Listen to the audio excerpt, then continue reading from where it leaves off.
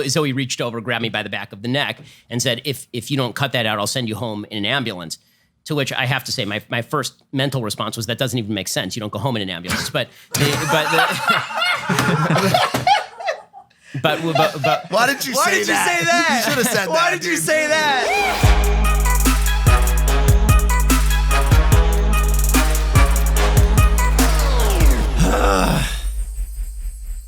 All right, man. Shake the jitters out. Shake the jitters out. Are we rolling? Are we good? I feel thick. You feel thick because you just ate 40 pounds of food. I had a giant bowl of food. You know how much food you have to eat when you're boxing and training 4 hours a day? How much? A metric ton? At least 10 pounds. Bro, I lost 7 pounds of my sleep last night. What? I lost 7 pounds of my sleep last night. How does that work? I don't know. I don't believe Water? that. Did you wet the bed? Mike and Spencer actually skipped lunch because of the weight of today's guest. True. That's enough. They don't want to burp. I don't want any more weight. And they don't want to fart. It's true. It's true. Welcome back to Impaulsive, by the way, the #1 podcast in the world. Thank you guys for listening, watching, viewing, subscribing. If you're not subscribed, hit that button for me. How we feeling? We all good? Feeling great, Besides man. feeling a little bloated now. I feel good. I'm fired up, dude. Like, not fired up, but I'm excited. Yeah. I'm amped up for this guest. I think You're wearing a very appropriate shirt, by the way. I don't know. I don't want it to mislead anyone, but I want America to dream, It's a little. That's incredible. Is it politically charged? Though? Are you trying to send a message?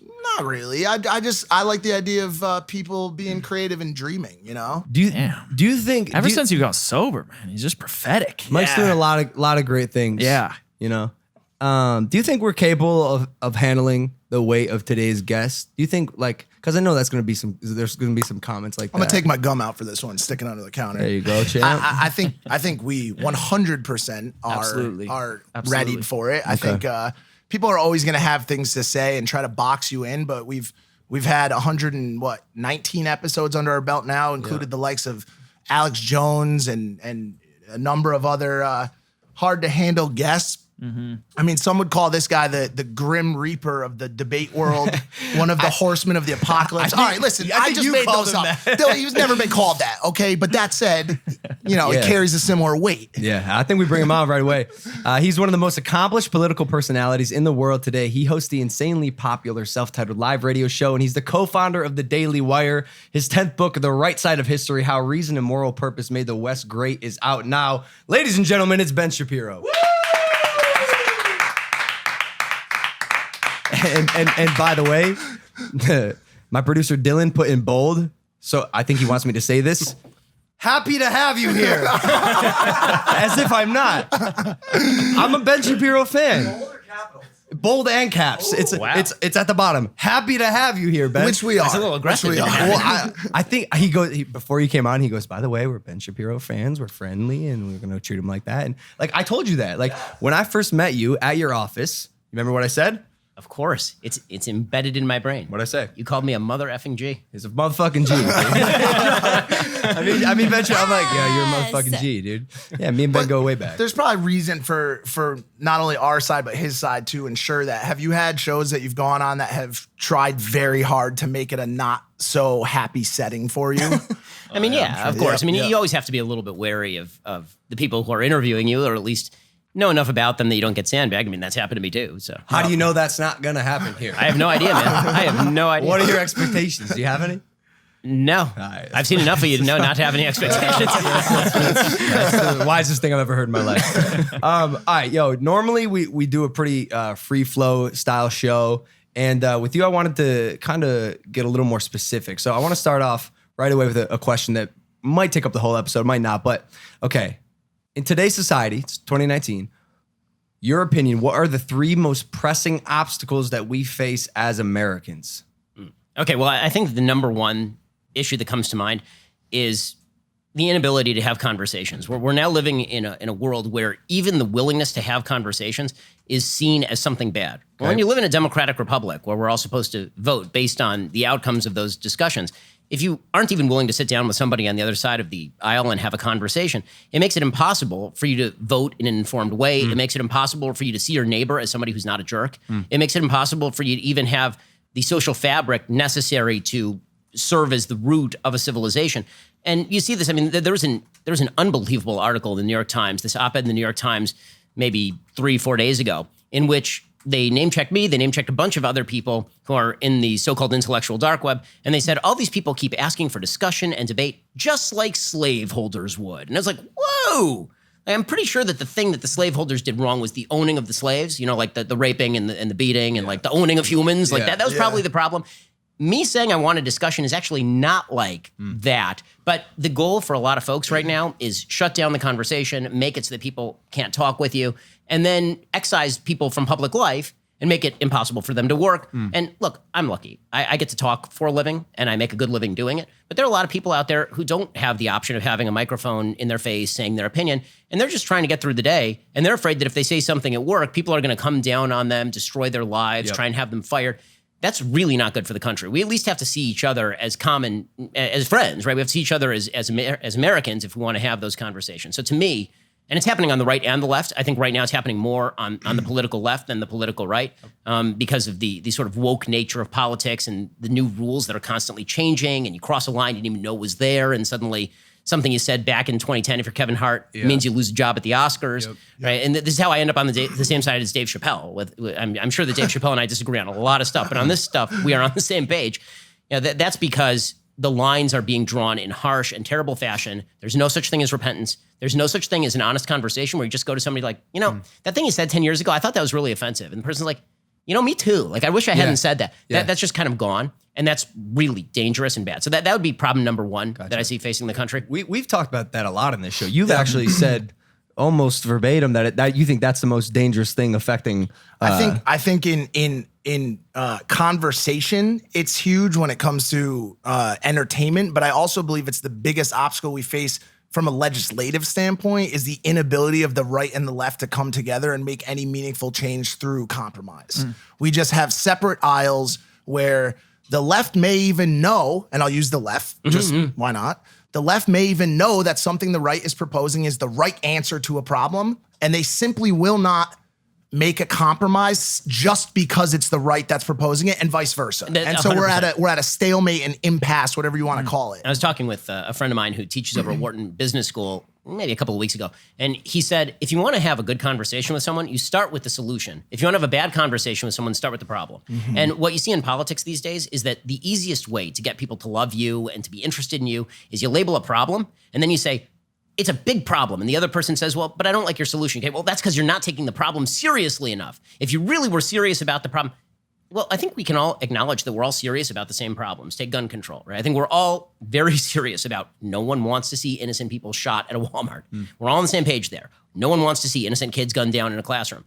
We have different solutions to that, and we should be clear about what we think those solutions are. But politicians aren't in the business of trying to be clear or be specific, because then we can either think it's a good idea or a bad idea. They're in the business of trying to castigate, to hit the moral character of somebody on the other side for political gain. And that does hold true for both sides. I've been railing against this for a long time, these sort of, we disagree, therefore you're morally inferior point of view. And it bears real political fruit. The best politicians are really good at this, and they do it. I think Trump does it. I think the Democrats do it. I think pretty much everybody does it. It's an easy buck. Do you think that that ideology and that polarization from political candidates was what kind of led to the Trump presidency? And do you think that Trump as a president is more divisive than those that came before him, more polarizing? I mean, he's definitely more divisive and polarizing, but I think that he's a symptom, not the cause. So I don't think the world started spinning in November of 2016. In other words, I think that Trump happened for a reason, and it happened because a lot of people were supremely pissed off because they'd been told for years, your voice doesn't matter, no one cares about you, you're outside the mainstream, you can't be part of this conversation.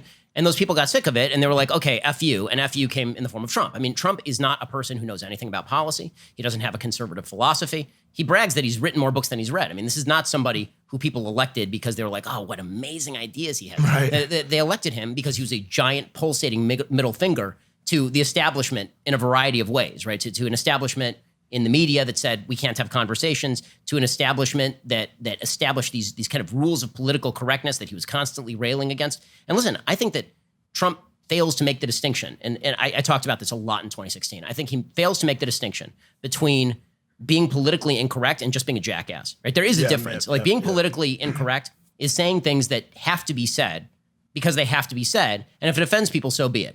being a jackass is saying things that don't need to be said just to be a jackass. Yeah. And there is a difference between those two things, and it's easy to conflate them. And you see Trump do this on a fairly regular basis, but he is a result of people feeling hemmed in. And the result of that is that he busts loose a lot of things. I think some of that busting loose was necessary and good. I think that he's also unleashed some real, the kind of Freudian id in American politics, and everybody's ramped it up. I mean, you've seen it. I thought it was bad in 2015, 2016. I mean, we had riots in 2015, right? Mm-hmm. But I think that you're seeing it ramp up and ramp up and ramp up to the point where it feels like something has to give. I mean, I think everybody has that feeling, like something has to, this has to calm down somehow, right? And it's not calming down, unfortunately. Before we move on to number 2, regarding your number 1, that you think the inability to converse is one of the biggest problems we face as Americans. Do you have a solution to that, or a proposed solution so that maybe people listening here could grow up and put it in the back of their mind? I mean, so a couple of things. Number 1, I think that the number 1 solution, ironically, is for people to say F you to people who want them to stop having conversations. Because right now, there's a lot of pressure on people not to have conversations. You had major figures in Hollywood just this week coming out and trying to blacklist anybody who supported Trump in Beverly Hills and saying, Eric McCormack said, literally, I will not work with anybody who voted for Trump. That's half the country, man. I mean, 63 million people voted for Trump. Right. The proper response to that is not to cave to that or to be shy. It's to say, listen, you don't want to have a conversation with me. It's because you're a jerk. It's because you're a jerk. Now, does that mean that every point of view is equally valid or equally good? Of course not. I mean, that's what we're arguing about. Yeah. But the worst solution to most things is to simply say, I'm not even going to discuss it with you. Because ironically, what ends up happening is very often you end up giving that thing a signal boost. So say that you want to fight a bad idea. You have 2 choices. You can either not fight the bad idea, you can just pretend it doesn't exist, kind of quash it, or you can come out and say, here's why this is a bad idea, here are all the reasons why it's a bad idea.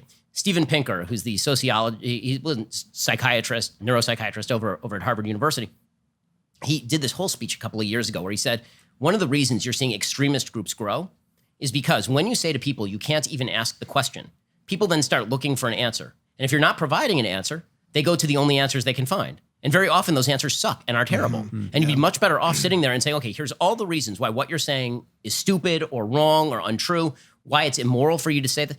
You at least have to knock down the other side's ideas or the bad ideas if you wish people to not believe in those ideas. If you just say to them, how dare you even ask that question? That's a terrible question for you to ask. It doesn't work in politics.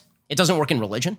Right? I mean, as a religious Jew, I think the number 1 reason that people leave religion, from what I see, is people go to church, they ask a tough question, or synagogue, and somebody says, you shouldn't ask that question. How dare you ask that question? It's a bad question. And people are like, well, if I can't ask the question, I'm out. So and I think the same thing's in politics. Do you think the solution then to all this is outside of politics, outside of religion? And if so, like, where is it? What does it look like? I mean, I think that the real solution is we actually have to spend some face time with each other, and we have to have conversations with each other, and we don't penalize people for engaging in the conversation. Right? The conversation is not the problem. How you deal in the conversation could be a problem, right? If you give too much credence to a terrible idea, or if you give a bad idea a signal boost. And again, you have to be careful of that, right? Like there are people who are awful people. You have a white supremacist on, and then you just don't fight them at all. You just let them, like, that's a terrible idea. If you're going to have that person on, you have to smash them with ideas and facts and demonstrate why they're wrong. You know, I think that you do have to draw a balance between who you have on. Sometimes it's not worth it. Sometimes you're giving more exposure to an idea that ought not be given exposure. But when you're talking about mainstream ideas, the Overton window, right? There's this famous idea of the Overton window, the window of acceptable discourse. I think that a lot of folks right now are trying to shrink the Overton window and say that most discourse is unacceptable. And I think they're, in response, people who are broadening the Overton window too much and saying all discourse is equally valid. I don't think that's true either. But honestly, the best way to have conversations is to recognize the person who's talking to you is not at root a bad person just because they disagree with you. And you get this so much. I mean, it's really gotten vile. It's really gotten bad. I mean, I'll be out in public with my kids and somebody will sidle up and say something nasty. This happened a couple times in the last month. It never happened to me before in my entire life.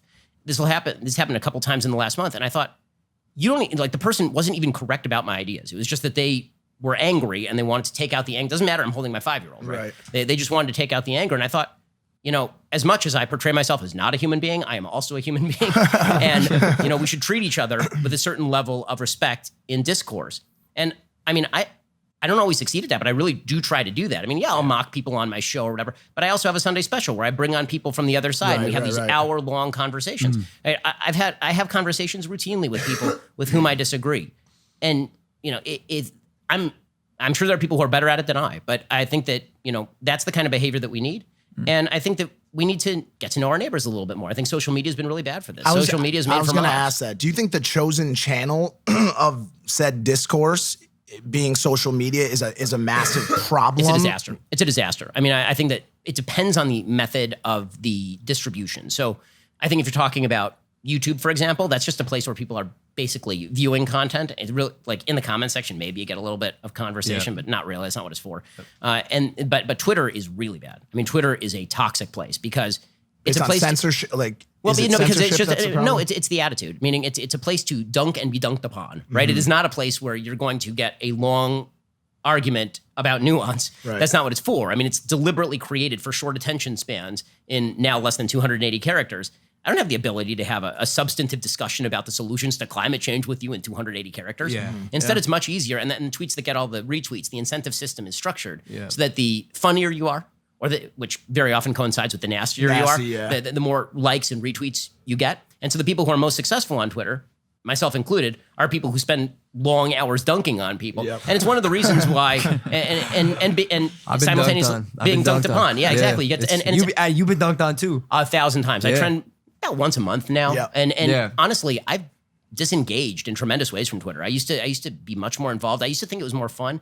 There's also been kind of a mood shift on Twitter.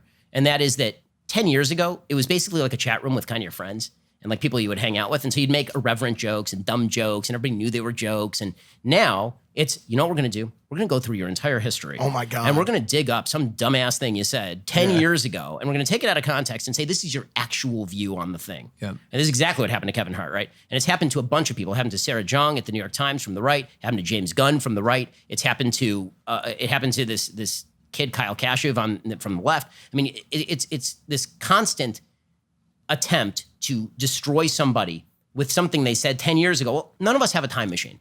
A lot of us said stuff that we wouldn't say now because guess what? Some social standards have changed in the last 10 years. Some of us have changed along with them. And sometimes what we said 10 years ago was a joke and you're now taking it out of context. What do you hope to gain? Are you actually trying to elucidate and figure out what I think? Or are you just trying to dig something up to demonstrate that I'm an idiot or that I said something bad? Or I should be canceled. Or I should be canceled. Cancel culture is the worst. Listen, when Sarah, again, I think it is fair to say that one side of the political aisle has gone too far when I'm now on the same side of this issue as Sarah Silverman. Okay, that is not possible. That is not a possible thing. But Sarah Silverman is anti-cancel culture. I'm anti-cancel culture. I've defended everybody on the left who's been subjected to this. I defended Silverman. I defended Sarah Jung. I defended Gunn. I've defended like pretty much everyone. Are there examples that you defend? Weinstein, people like that have actually done something. Well, no, he committed a crime, right? I mean, you commit a crime, you go to jail. It turns out you rape people. I think that you should go to jail forever, right? I think that if you rape somebody, castration or death are my preferred solutions. But if you're talking about just you said a bad thing, it's a bad thing.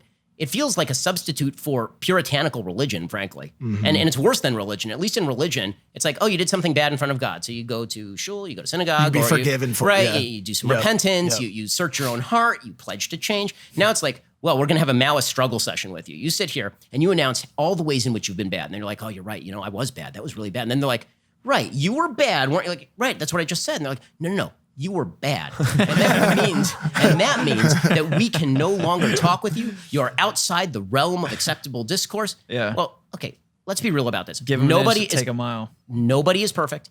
And the problem is what this actually leads to is this really perverse incentive structure where your incentive is not actually to apologize for the stuff you do wrong. Your best move is to double down on the stuff you did wrong. Because if you apologize, then they just club you in the face over it. We've talked about this. We've seen it. You've seen possibly the most classic example of said apology structure right here sitting next to you. We've talked about being unapologetic, and I think you've always taken that stance. It's something that I admire.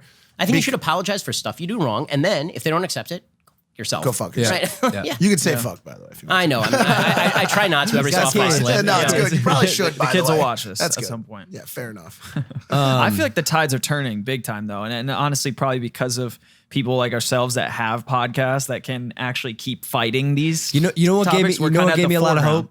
The Dave Chappelle special. I swear to God. 100%. I watch it. Yeah, absolutely. You watched it? 100%, yeah. It was to me, in a way, sort of maybe marked the beginning of what could be the end of the era of cancel culture. I think that's right. And you know what? It's funny.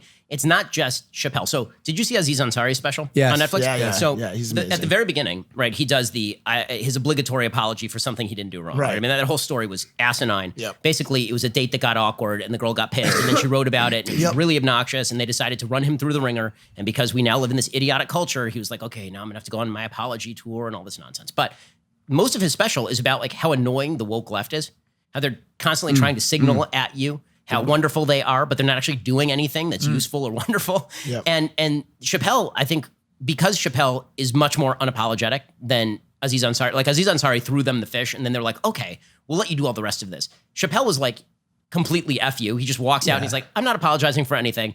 I'm going to say exactly what I think.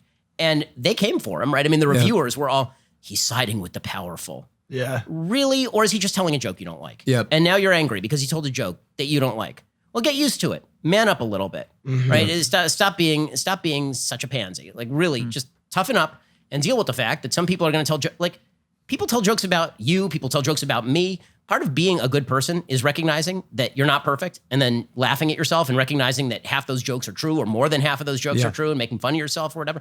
But the left's lack of sense of humor is creating this opening where I think the entire comedic community is beginning to realize, wait a second, I'm not allowed to tell jokes anymore. Like if I tell a joke, because jokes inherently target a truth that's uncomfortable, that's what jokes are for. But uncomfortable truths offend people. They're microaggressions. So jokes themselves are now canceled. I mean, this is why Seinfeld won't do sets on college campuses Comedy anymore. is canceled. Comedy, this is how you end up with Hannah Gadsby. Right? You end up with Hannah Gadsby because comedy got canceled. Right. So what we're doing now is we're backfilling the definition of comedy. So you get the most unfunny human being on planet Earth doing this special, 100% on Rotten Tomatoes. Dave Chappelle, who's legitimately maybe the funniest human being on planet Earth, he's at like 20%, 33%. But 100% on audience score. Right. So you see this direct, this completely incorrect. Right, because the what's audience, the word I'm looking for here? No correlation. No, absolutely no correlation between the audience score and the Metacritic score because the critics are rating it supposedly based on the values. The values that they want, not based on the humor. Like, the people who tuned into Chappelle got exactly. So the Rotten Tomatoes. That was as close as it could have got. The Rotten Tomatoes, human rating score that's not the critics. That score is based on were your expectations fulfilled? Right. That's why you'll see a crappy movie that gets 100% fan score on Rotten Tomatoes because people are rating it not based on whether it's good or not, but it's exactly what I expected or it's not exactly what I expected. People who tuned into Chappelle got Chappelle. The critics tuned into Chappelle and they expected Hannah Gadsby. And so they were very disappointed and upset. The critics tuned into Hannah Gadsby and they got exactly what they expected. And the viewer tuned into Hannah Gadsby like, what is this? Shit, There is nothing funny here, like remotely funny. And the critics were like, well, maybe it's because you don't understand our new broader definition of comedy, which involves you suffering as though you're being hit with a drill bit between the eyes. I mean, her special is so painfully terrible. And you're seeing this so much in sort of late night comedy too. Like Stephen Colbert used to be a funny human. I don't know what happened to Stephen Colbert. Like I can't watch Stephen Colbert anymore. He's become so terrible in so many ways to me. Jimmy Kimmel used to be a deeply funny human being until he became, as my friend Guy Benson says, the woke pope of late night. When now he's going to like go out there and rail about how his daughter had an open heart surgery and talk about healthcare. Like all of that is very moving. I'm not sure what that has to do with your job, which is to provide comedic relief to everybody's day. And beyond which, I have general objections to people using their children as narrative tools. I'm not a big fan of it. My own daughter had a heart surgery from the same exact surgeon as Jimmy Kimmel, and I never used that as a talking point against Obamacare. It was absurd. Is there anyone on the liberal left, as it would be defined, I guess, or you define it, that you are watching, that you actually can watch, or do you think it's all become so politicized? And also, I think another interesting thing to hear from you would be what you think of the toxicity on the right. As on the fringe right, the far right, there is toxicity. I think we can agree on that. And I'd be curious to hear if you think that it in any way compares to the toxicity on the left and which is worse. So it sort of depends on defining terms. So when you say, are there people on the left who I listen to and like? Yeah, Dave Chappelle, I'm sure votes Democrat. Right? I mean, I'm sure that Aziz Ansari votes Democrat. Right? These are all people with whom I disagree. I really enjoy their stuff because their stuff is funny. I think Jon Stewart is a funny guy. I disagree with him on everything. I think he's a funny guy. Like, I don't really have a problem separating off this is funny from how dare you say something I don't like politically. Yeah, yeah. But as far as the toxicity on the right, it depends which part of the right you're talking about. So very often when people say the right, they mean the quote unquote alt-right. Right? They're talking about the quasi-white supremacist or white supremacist adjacent groups. I don't consider those people to be conservative, because conservatism is about the idea that America is based on God-given liberties protected by government and judgment of individuals as individuals and not as members of groups. What that has to do with white supremacy is absolutely beyond me. Right? I mean, not only do I hate white supremacy and white supremacists, I was their number one target in 2016. Yep. I have 24/7 security. We spend 7 figures a year on security because of death threats from white supremacists. 4 months ago, a white supremacist was arrested by the FBI for threatening to kill me and my family. Like, I don't consider white supremacists to be on the same side of the aisle as I am, to put it very, very mildly. Yeah. So there is that. Are they toxic? Yes, they're disgusting. They're awful. They're terrible. Is there toxicity on the mainstream right? Yeah, there's toxicity on the mainstream right in the sense that everyone sort of wants to follow the leader, and this is just a human tendency generally, right, left, or center. And right now, because Trump is such a polarizing figure, it feels like Trump is the black hole around about which the entire universe now revolves. For sure. And so for a lot of people on the right, because I play this game that I've called for years, good Trump, bad Trump, where if he does something good, I'm like, yay. And if he does something bad, I'm like, oh, what a jerk. What did you do? Like, I try to call it as I see it from a conservative point of view. Does that put you in a minority? Yeah, of course. I mean, I think anytime you try to call it as you see it, you end up in a minority because cognitive dissonance is tough. Right? It's tough for people to deal with.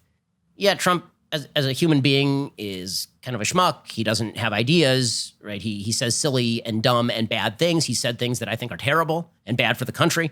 Also, he gave me a bunch of judges that I like. Also, he gave me a tax cut that I like. Also, I like that he's trying to reduce the size and scope of the executive branch. Right? Also, I like that he moved the embassy in Israel from Tel Aviv to Jerusalem. Like, I can like all these things and also not think that he is a person of solid moral character. I can think all that at once, but people have a tough time with that. And so it's like, well, you're disloyal to him. How dare you? Right? This is terrible. How could you criticize him? I think be on the Trump train or be off the Trump train, but don't be in between. Do you think we can do what we're talking about through a two-party system? Is it possible? Or is it just there's too much back and forth that's not productive? The answer is yes, but we have to reduce the value of politics in our lives. So I think that most of the stuff that we do in our daily lives has very little to do with politics. Right? The fact is, look, when I'm out in public, a lot of folks will come up and say hello, but I'm sure you get way more folks than I do coming out to say hello because you're not in the political business. And this is true for all of the celebrities that I know who are not in politics. Like when you consume information, how much time on a daily basis do you devote to politics? The answer is maybe if you're like upper echelon in America, you're spending like half an hour a day. But that's changed dramatically since 2016, right? So that is radically increasing. It's so funny when you watch it too, because people like my mom, right? Or even certain people that I've worked with in the past, they will have this always on fiery agenda. Like I'll be like, hey, how was your weekend? Well, it was good until I saw that new truck. That never fucking existed until 2016. And Thanksgiving sucks nadays. Every time. And you go and you're like, and I finally, personally, because I was on that same tip for a while too, I was watching everything he tweeted, every little thing.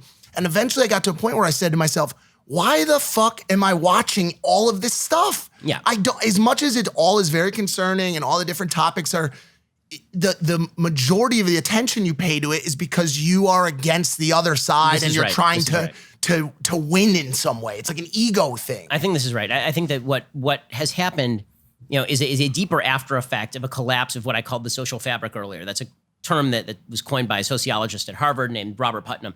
He has a great book called Bowling Alone. And in this book, he talks about the fact that in the 50s and the 60s, pretty much everybody in America was a member of a bowling club. Like if you see in LA, bowling alleys all over the place, like what the heck? Who bowls, right? That's something you did when you dated and you were 17. But is there a huge crowd of people bowling? And the answer is that in the 50s and 60s, this was the growth industry in America. Something like 70 or 80% of Americans bowled with other Americans. Wow. And now, when was the last time that you spent time, not with the people you work with, but time with just a group of people that you enjoy on a regular basis? The answer is, unless you go to church or synagogue, probably never. Probably never. Outside the only places where we see other human beings now because of social media and because of travel time and because, frankly, we don't have a lot of reasons to get together anymore. The only times we see each other are in church or in synagogue or at work. That's why we got the mother tree, right? Right, boys? Yeah, there we go. This is actually the brothership. The brothership. We've got some meeting places here in the we go. here in LA that encourage that type of that stuff's important. neighborhood behavior. We like Dave and Buster's. Yeah, so More than we'll do bowling. Dave I'm not and a bowling Buster's, fan. we'll do movie theaters and stuff like that. But even then, it's a group of people who are collectively sitting on their cell phones. Right. Do you know what I'm saying? Yeah. So you're sitting at a dinner, everyone's fucking scrolling, everyone's looking at their Instagram and who's texting who and all this. And technically, like, that friendly discourse, that, involvement with people of like-minded or by the way, not like-minded people, and the ability to have those healthy debates is completely absent from today's society. You do have to have a core of commonality with the people that live around you, or you're not going to have a community. I mean, there has to be something that you share in common. And it used to be that we shared, at least I think, more in common, at least aspirationally. I mean, American history is replete with suffering and people excising the other and treating gay people badly and treating black people horribly and treating lots of people horribly, treating women horribly. All of that is true. It is also true that the aspiration, which was, we believe in freedom of speech and debate and discussion. And we also believe that the government should not run every aspect of our lives. And we also believe that when we get together in church, that we can worship together. Like, these were all social institutions that were actually fairly strong. And as they began to break down, people didn't replace them with other social institutions. They replaced them with a sense of alienation and upset and anger and feeling alone and feeling isolated. And this is Putnam's point. He says a diverse society can only hold together when you have common aspirations. So he says, his line in the book is, as the diversity of a census tract goes up, he's speaking of ethnic diversity, as the diversity of a census tract goes up, the only two things that you know is that you will have an increase in protest marches and television watching. That's not a case against ethnic diversity. It is a case against his original presupposition, which was that diversity is our strength. He says diversity can be a strength. It can also be a weakness. The question as to whether it's a strength or a weakness lies in whether those diverse people have a common goal. So if you have a diverse group of people who are in the army, have you ever met dudes in the military? Sure. That is a diverse crowd, right? I mean, that's a bunch of different races, a bunch of different income levels. And it doesn't matter at all because their common goal is they get together, they train, they fight, they have a common goal, right? In a business, you guys, you put together a diverse crowd of people, it doesn't matter. Yeah. And your goal is the same. Yep. You go to church together. If you all have a set of diverse experiences, but the same goal, that's really good for your community. Diversity is great for a community when you have the same common aspiration. So the question for the country is, what is our common aspiration at this point? And can you even credit your neighbor with having that aspiration? Meaning, do you think that the person who sits next to you is an enemy of the future of the country? Or do you think that that person has basically the same idea as what they want for the future of the country, but they want to get there in a different way? Because that's a completely different discussion, right? Yeah. If you and I think, you know what, we both agree, we want to lower gun violence. Gun violence is terrible, right? We both agree on that. And then I say, I see some problems with your solution. Here's my solution. Maybe we can clarify and then come to some sort of agreement. That is a very different conversation than, you know what, if you disagree with my solution, it's because you don't care if kids get killed at a school. Well, now I'm your enemy. Right? You've just declared that I'm evil. What the hell am I supposed to do with that? How does a conversation take place? Turns emotional real quick. Yeah, for sure. Do you think people in some ways have gotten lazy when it comes to disputes and debates and is it always people just going to a place of, oh, you don't see my things my way, then you're a racist, or you're a transgender hater, or a gun hater, a constitution hater, which we hear a lot. Do you think people have just, because the other thing now is that everyone has a platform. Right. Everyone has a platform. And I know you've had some thoughts on that. You've had some thoughts on LeBron speaking out, right? And I've seen some stuff about that. Do you think everyone deserves to have a platform for public discourse? I mean, I think that it's good that everybody has a platform. It doesn't make you an expert on things. I mean, just because you have a mic doesn't mean you know what the hell you're talking about. And I think that is a problem. I also think that, as I say, if we lack commonality between ourselves, we find commonality in tribes. And that's what you're seeing now. You're seeing tribalism in terms of race, which is really ugly. This is what you see from the alt-right and the white supremacists. You're seeing tribalism in terms of politics, which is, if you don't love Trump, then you're my enemy. And if you even think that Trump is a human being who breathes, then you're my enemy.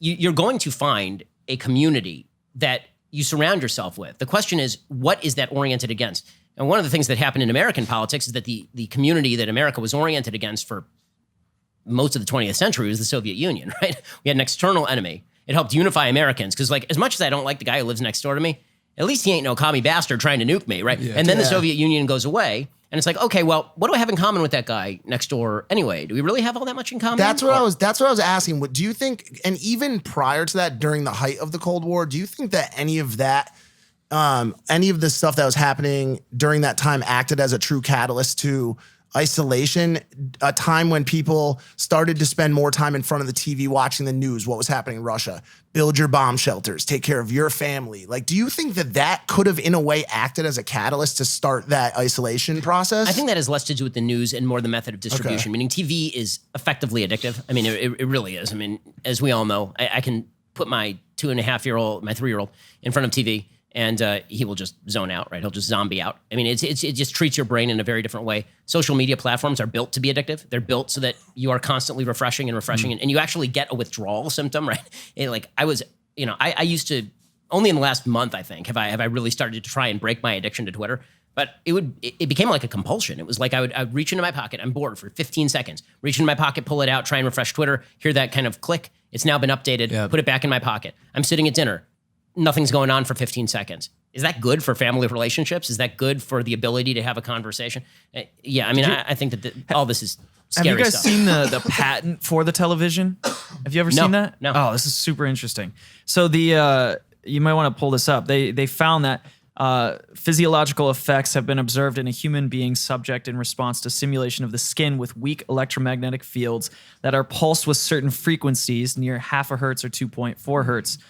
Such as to excite a sensory resonance. Yeah. So the TV is actually, when you look at the patent, it's designed to do that. It's designed to, like you said, have kids zombie out, have us zombie out and just tune into that frequency that television's emitting. Well, also, I think that evolutionarily, we are built to watch what the creatures around us are doing, mainly for adaptive reasons, right? You don't want to get killed by the guy sitting next to you. Yeah. But if you have interesting things that other people are doing in front of you 24 hours a day, I mean, we were built to do that. We were built to watch that but those people aren't coming out of the TV, right? But we still have that same reaction, which is the people are going to come out of the TV. They threaten us. It's bad. We have to stop them. And this is the really concerning thing. And I see this on college campuses a lot. The conflation of speech I don't like with violence.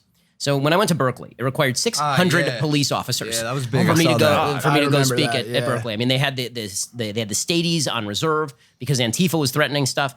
My speech was literally about free speech. It was I think, pretty uncontroversial. The entire thing was just free speech is good. 600 police officers are required for this sort of thing. And the people outside were chanting. And what they were chanting was, speech is violence. This is literally what they were chanting. Speech is violence. And I thought to myself, are you insane? Are you insane? Of course speech is not violence. This is a fundamental distinction.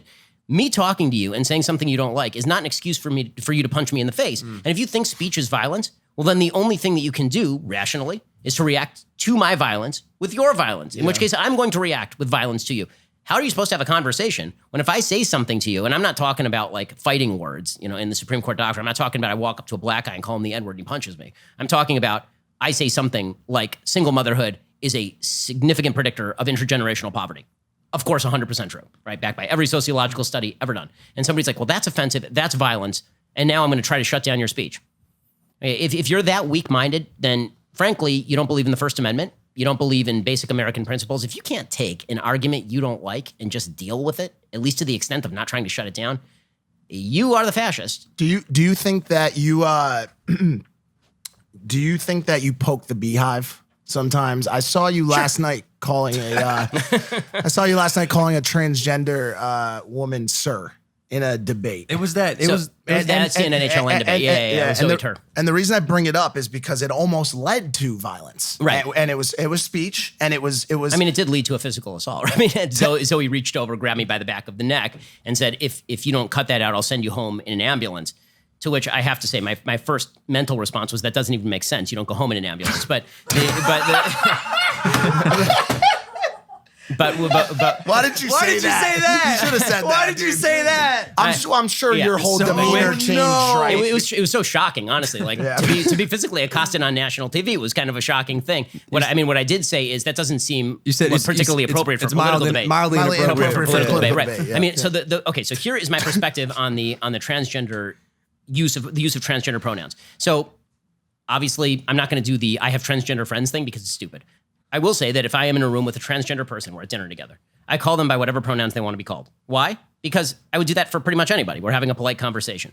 If the topic of the debate is the use of the pronouns, I'm not going to call you by your preferred pronoun because that's me losing the debate before the debate even starts. So if the entire topic of the debate is, should I be forced to say he about a biological woman? And that's the entire topic of the debate. Then the moment I say he about you, I've lost the debate. So the answer is no. So, I mean, the Zoe Tur thing, what happened there, to be honest with you, it was not, it sounds ridiculous, but it was not even a conscious thing. Zoe Tur, his voice, he's a man, he's a biological man. His voice is lower than mine. And Zoe Tur was sitting next to me and saying, you don't know anything about biology, little boy. You don't know anything about biology, little boy. And I said, so what is your biology, sir? And this prompted the entire blow up. Now, if I were out to dinner with Zoe Tur, I'd call Zoe Tur by whatever Zoe Tur wanted to be called by. But the entire debate was whether biological women are in fact men and should be called such, or vice versa. And so I make a very stark distinction between public debate and public fora and how I treat people privately, because they are very different. The entire argument is not made for the benefit of Zoe Tur. The entire argument is made for the benefit of the viewer. And Zoe Tur's biology was relevant to that debate because presumably the reason Zoe Tur was on the program was specifically to discuss his biology, right? To discuss why he is a woman, despite the fact that he's a biological man. So I was not willing to give up that point, and my unwillingness to give up the point became the issue. It looks like I'm trying to poke the bear there. And there are certain situations where obviously I have. When it happened, I didn't think to myself, I'm deliberately trying to be provocative. I should have seen it coming, frankly, because the producer backstage before the thing starts says, I used to produce for Jerry Springer. At that point, I should be like, I see which way this is going. When we talk about, because we watch you, by the way, like we'll pull up your stuff, watch your. Thanks, and by the way, debates. I will say, I hope that you also watch, people on the left, right? I always say on my own show, I always say people should watch Pod Save America. I don't think they return the courtesy, but you should always watch both sides and then make up your mind. And I think one of the most polarizing, conversations that you have is this transgender, transphobia, gender dysphoria conversation. And the question we landed on, I'll speak for myself. I landed on and discussed a lot last night in preparation for this was, why do you care? It was a question we kept coming back to. Why do you care if Johnny wants to be Susie? Or, by the way, 10 years from now, Susie wants to be a cactus. Okay, so I don't care if you're an adult. I really don't care. I mean, if you're an adult, I've never stumped against anybody getting a surgery they want to get or hormone treatment they want to get as an adult. That's a you issue. I mean, that's your decision. You're a responsible adult. I'm a libertarian. Do whatever it is that you want to do. If you are now mandating that I misuse the English language in order to flatter your sense of self, the answer is no. I'm not going to do that. And I don't think anyone should be forced to do that. Because if we do not share common definitions of words, we cannot have conversations with one another. If you want to say, I am a trans woman, but a biological male, we are on the same page. If you want me to call you a she in the same way that my wife is a she and use the same pronoun to describe you and my wife and you're a biological male, the answer is no, because you are not similar to my wife. My wife is a biological female. So yeah, I think it kind of, the image that comes into my mind is when you go to a restaurant, there's now gender neutral.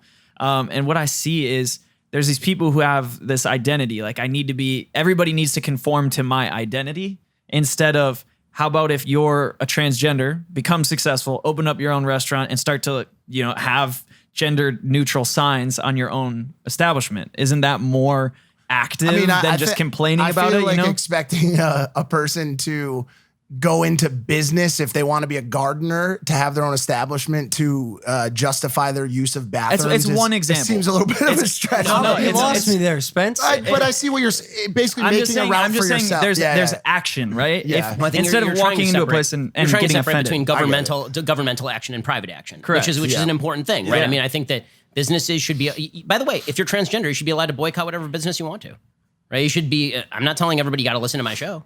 I don't think you have to agree with me. Mm-hmm. What I am saying is you don't get to point a government gun in my face and threaten to throw me in jail if I refuse to pretend that a biological man is actually a woman. That's not something I'm willing to do. Are you unwilling to compromise on terminology that is inflammatory, whether or not the government says you should or society says you should? So, for example, 40 years ago, 50 years ago, the N-word was heavily used in everyday conversation. I don't know, maybe a little bit further back. Let's not get into exact numbers, right? But of course, there's a very large difference between using the inherently derogatory term, the N-word, which is obviously a term that goes all the way back to slavery and is offensive on every level. I'm calling you right now. He is sitting right here, right? There's a dude. Yep. He's sitting right here. Am I deriding him? The answer is no. There's a woman sitting in the audience or back there. It's a she. Right, that's a woman. Am I deriding her? No. There's nothing inherently based on their belief system.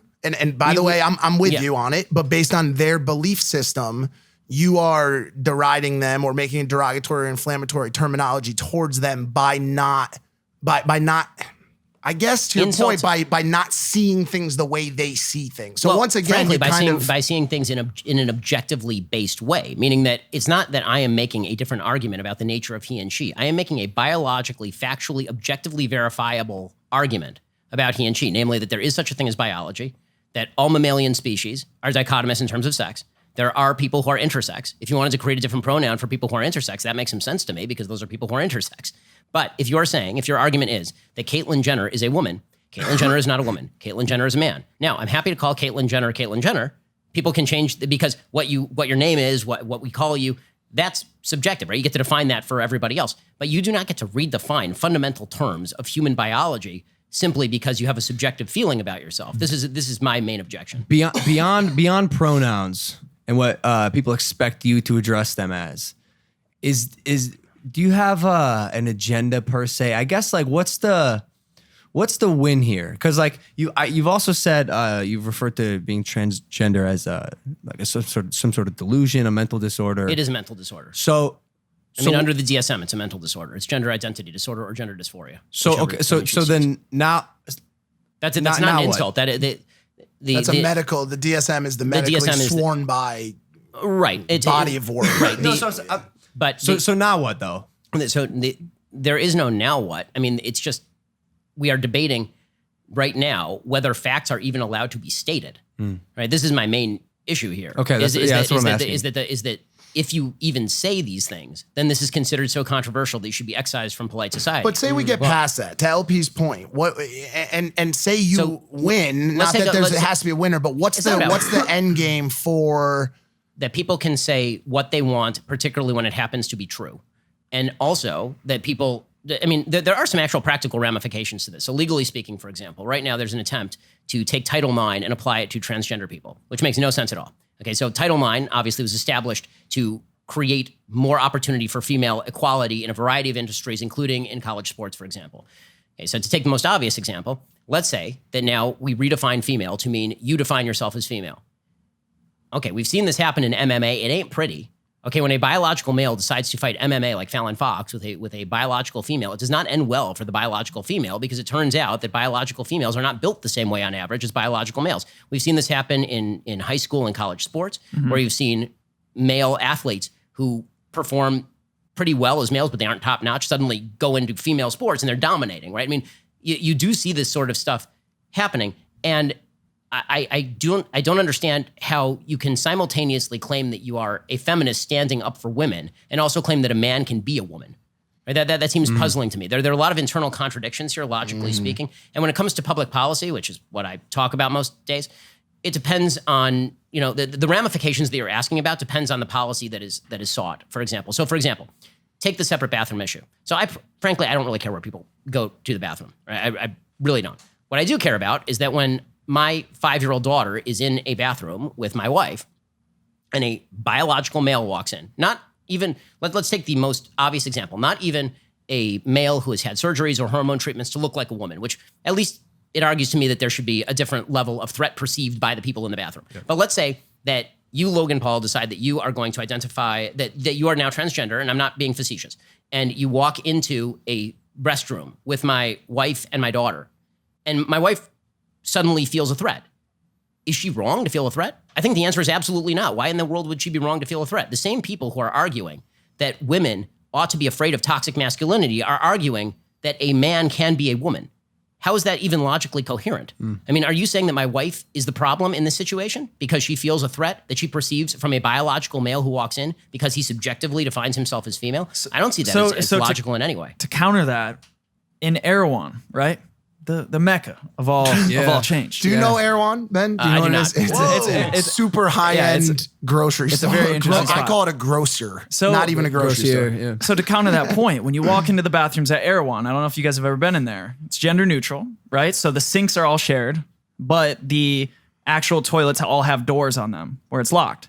So in a traditional sense of let's segregate the bathrooms, so there's 2 separate entire rooms. If we have one room, but the toilets are all locked off, you feel pretty safe. Yeah, that's a different scenario. So that's what I'm getting at, though. I think when we if you have a single stall bathroom, I don't see why it would have to be gender segregated. Or even just a single. But that's where the conversation can come into play because I've said this, but I can't poop in front of girls. Bro. Not even in front. No, it's a vicinity thing. Well, it's a have door you lock ever, situation. but you've never even tried pooping in front of a maybe girl. You don't even know what that's like. It's true. You have no idea. It's true. I mean, maybe it helps you poop. It could.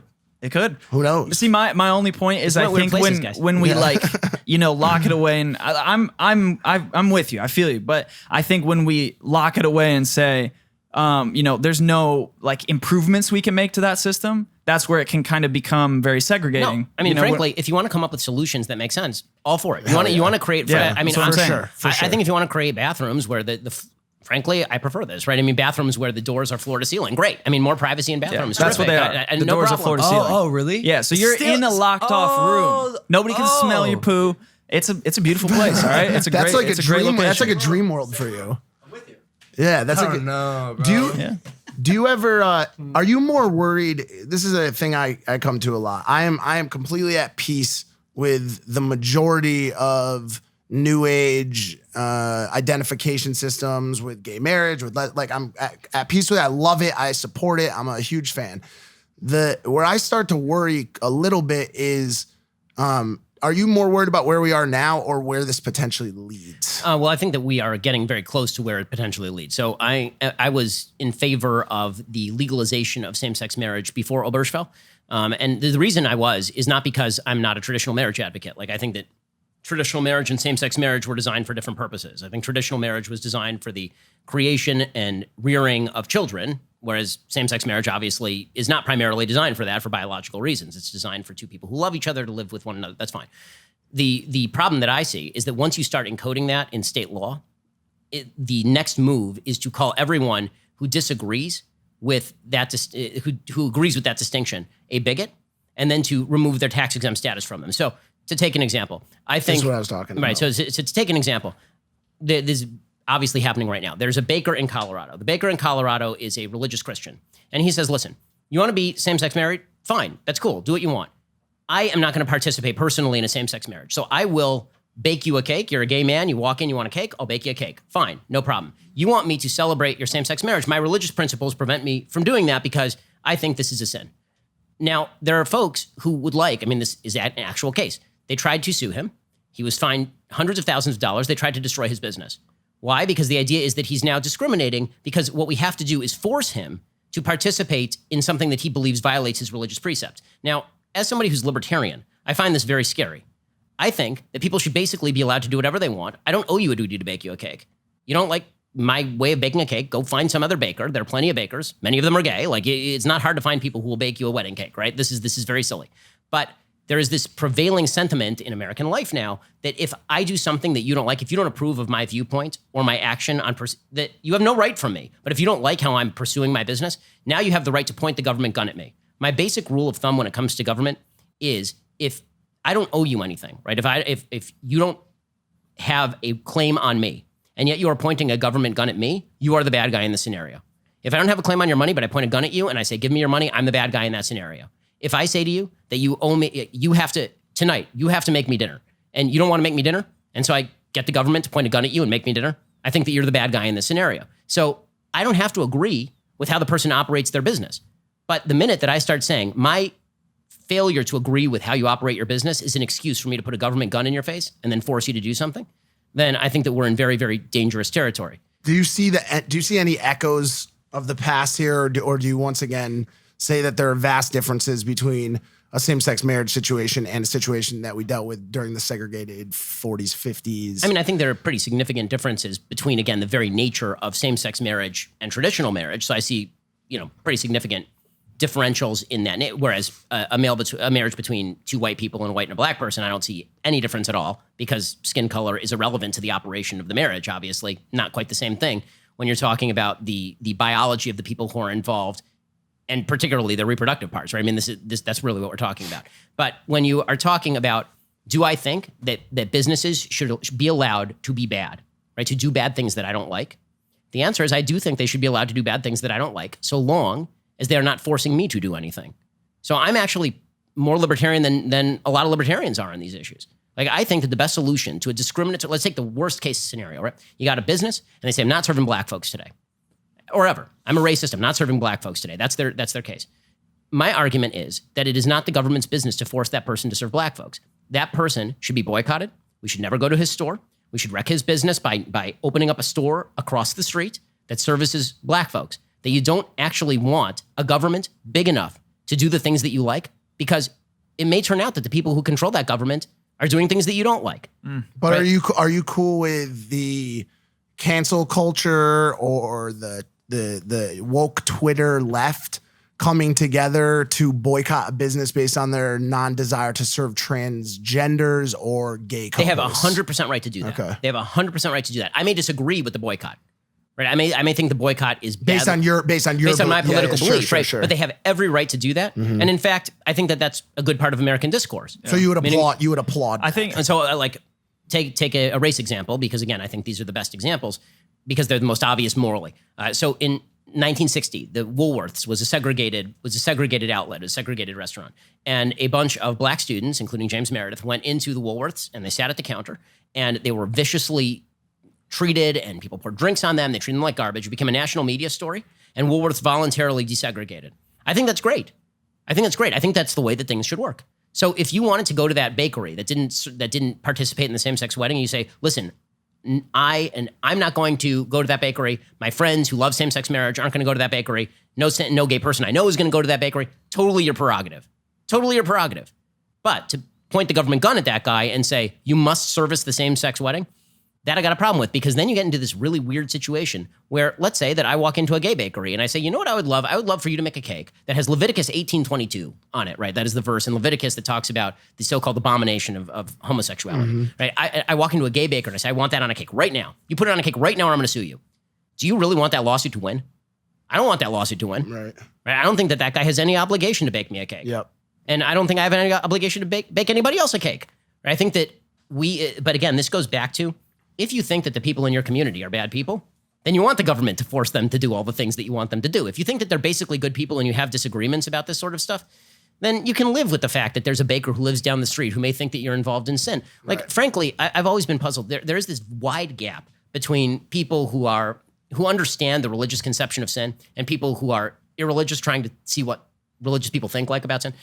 People who aren't religious, people who are secular, when they think of religious people thinking about sin, they think, oh, those religious people are so judgmental. They're sitting around all day, just sitting around going, oh, you're a bad person because you sinned. I do not know a religious person who does not believe that they themselves sin, who does not believe there are a wide variety of sins, who does not believe that it is imperative for them to try and avoid sin, but that you fall short. Right? Everyone falls short of the grace of God, right? This is, so I can think something is a sin. I can also think that somebody has a right to commit that sin, right? I'm not anti same-sex marriage from a governmental perspective. I don't think you should force my synagogue to perform one, but I don't think that the government should stop gay people from getting married in any way or something like that. So it sounds like number Leave each other alone, right? It sounds like number 2 on your list would be, it almost boils down to big government. So we had cancel culture and this SJW wave. We've got big government, and then what does number 3 feel like to you?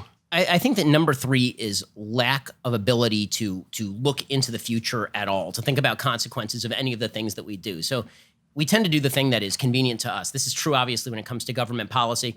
On the left, I think people see it when it comes to climate change more, but on the right, when it comes to government spending, there's no capacity to see 5 minutes beyond our own nose. Right? We just don't think about what's going to happen 10 years in the future. And we tend to think that whatever we believe is the most right thing that has ever been in history, and you can just willy-nilly make changes to the system that pre-exists, and everything will be fine. This is scary to me. Like, not understanding how history has progressed to where we are.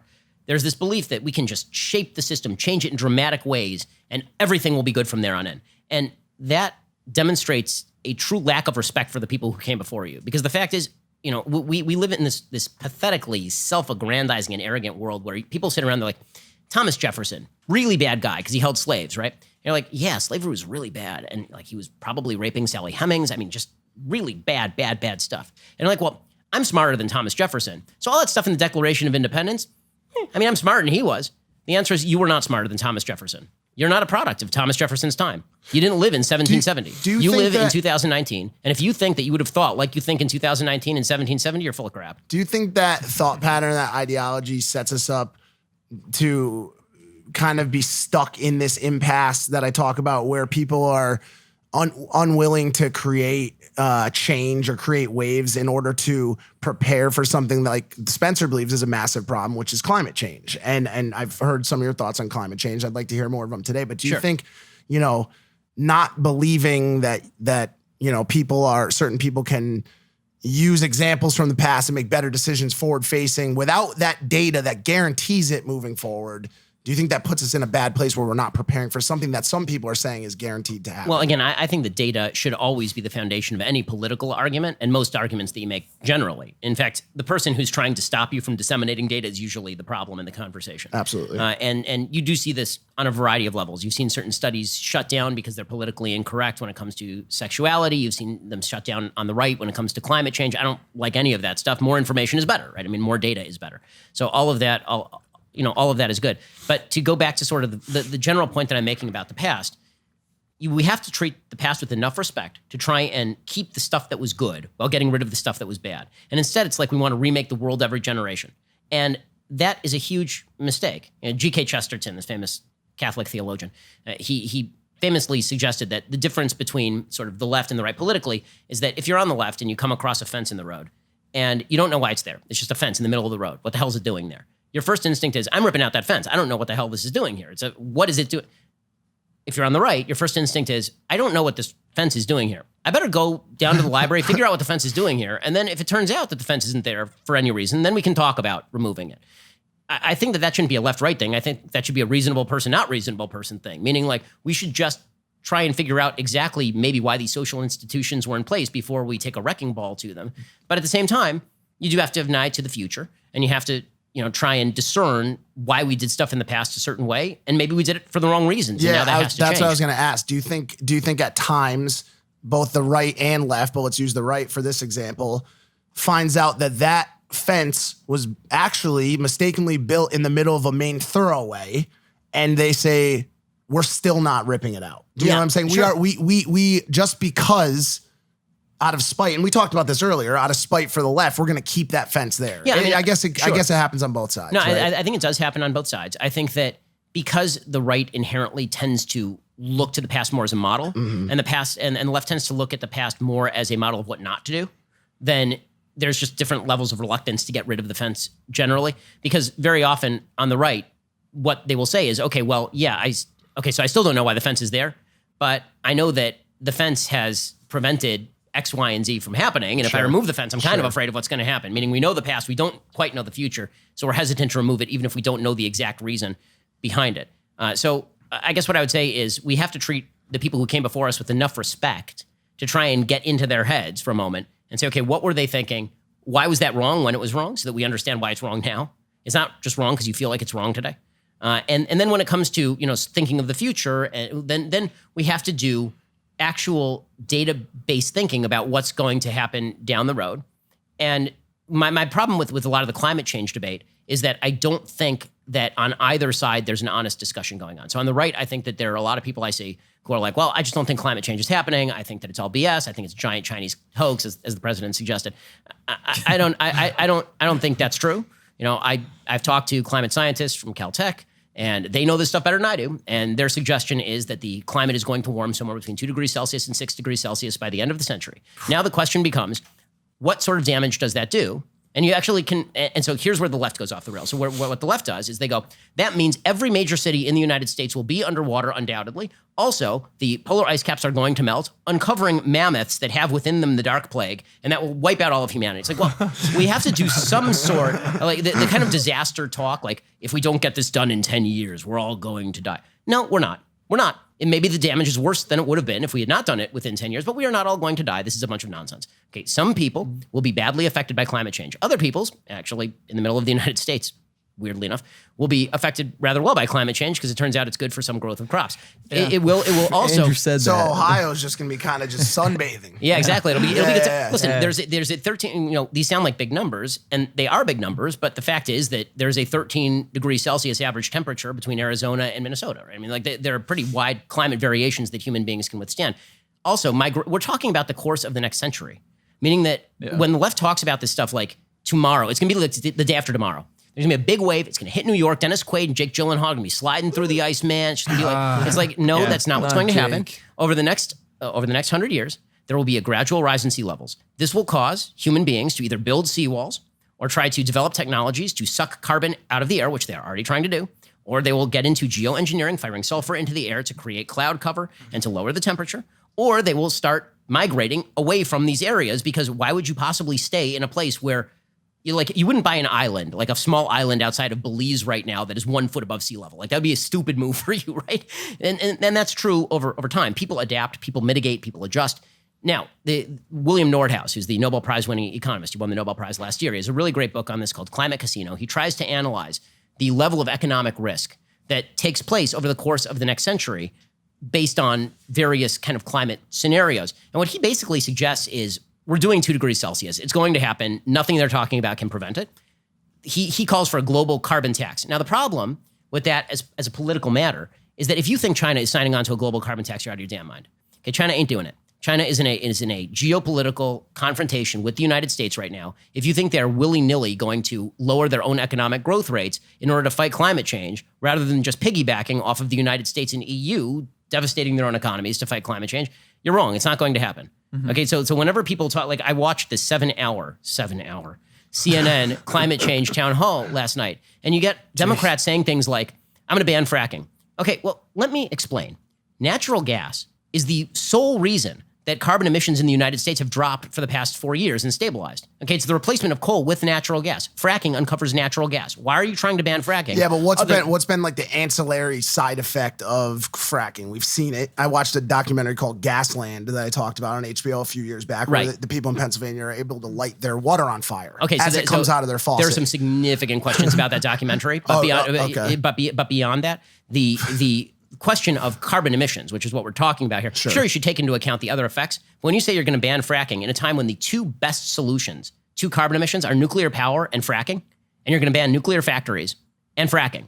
So what's your windmills? Okay, it's not going to do it. I'm sorry. Solar voltaic energy is not going to do it. The cost per unit on solar voltaic energy is something like 15 times the cost of natural gas. Yeah, I think the argument, though, is that if we did have more strict regulations, the market could shift quicker. Right. And like you have Tesla talking about how he could power the whole world with his gigafactories. And there are ways to Elon get Musk there quicker. says a lot of stuff. But which I wouldn't doubt him. I mean, for what he's able to do. I think when you doubt some of what Elon Musk says. But when it comes to this is the case for the carbon tax. The case for the carbon tax is that you're going to artificially boost the price of energy such that a lot of formerly non-competitive energy sources become economically competitive, right? That it still is really expensive to produce wind or solar, but now in comparison with gas, which you've artificially made expensive, then it's going to look cheaper than it was. Well, what if it, theoretically, what if it scared people away a little bit from investing more and more and more energy into getting oil and,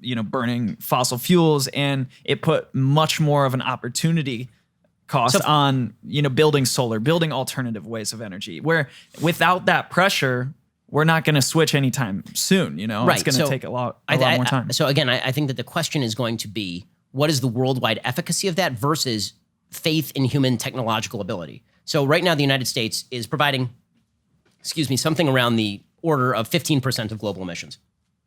China is outstripping us by a factor of more than 2 in terms of their yearly global emissions. Yeah. So let's say that because unfortunately, environmental issues don't exist in a vacuum. Let's say that we cripple our economy or really hurt our economy, because if you do put on a carbon tax, it will hurt our economy. It will be passed on to consumers. The people who will pay that price are typically not at the upper end of the income spectrum.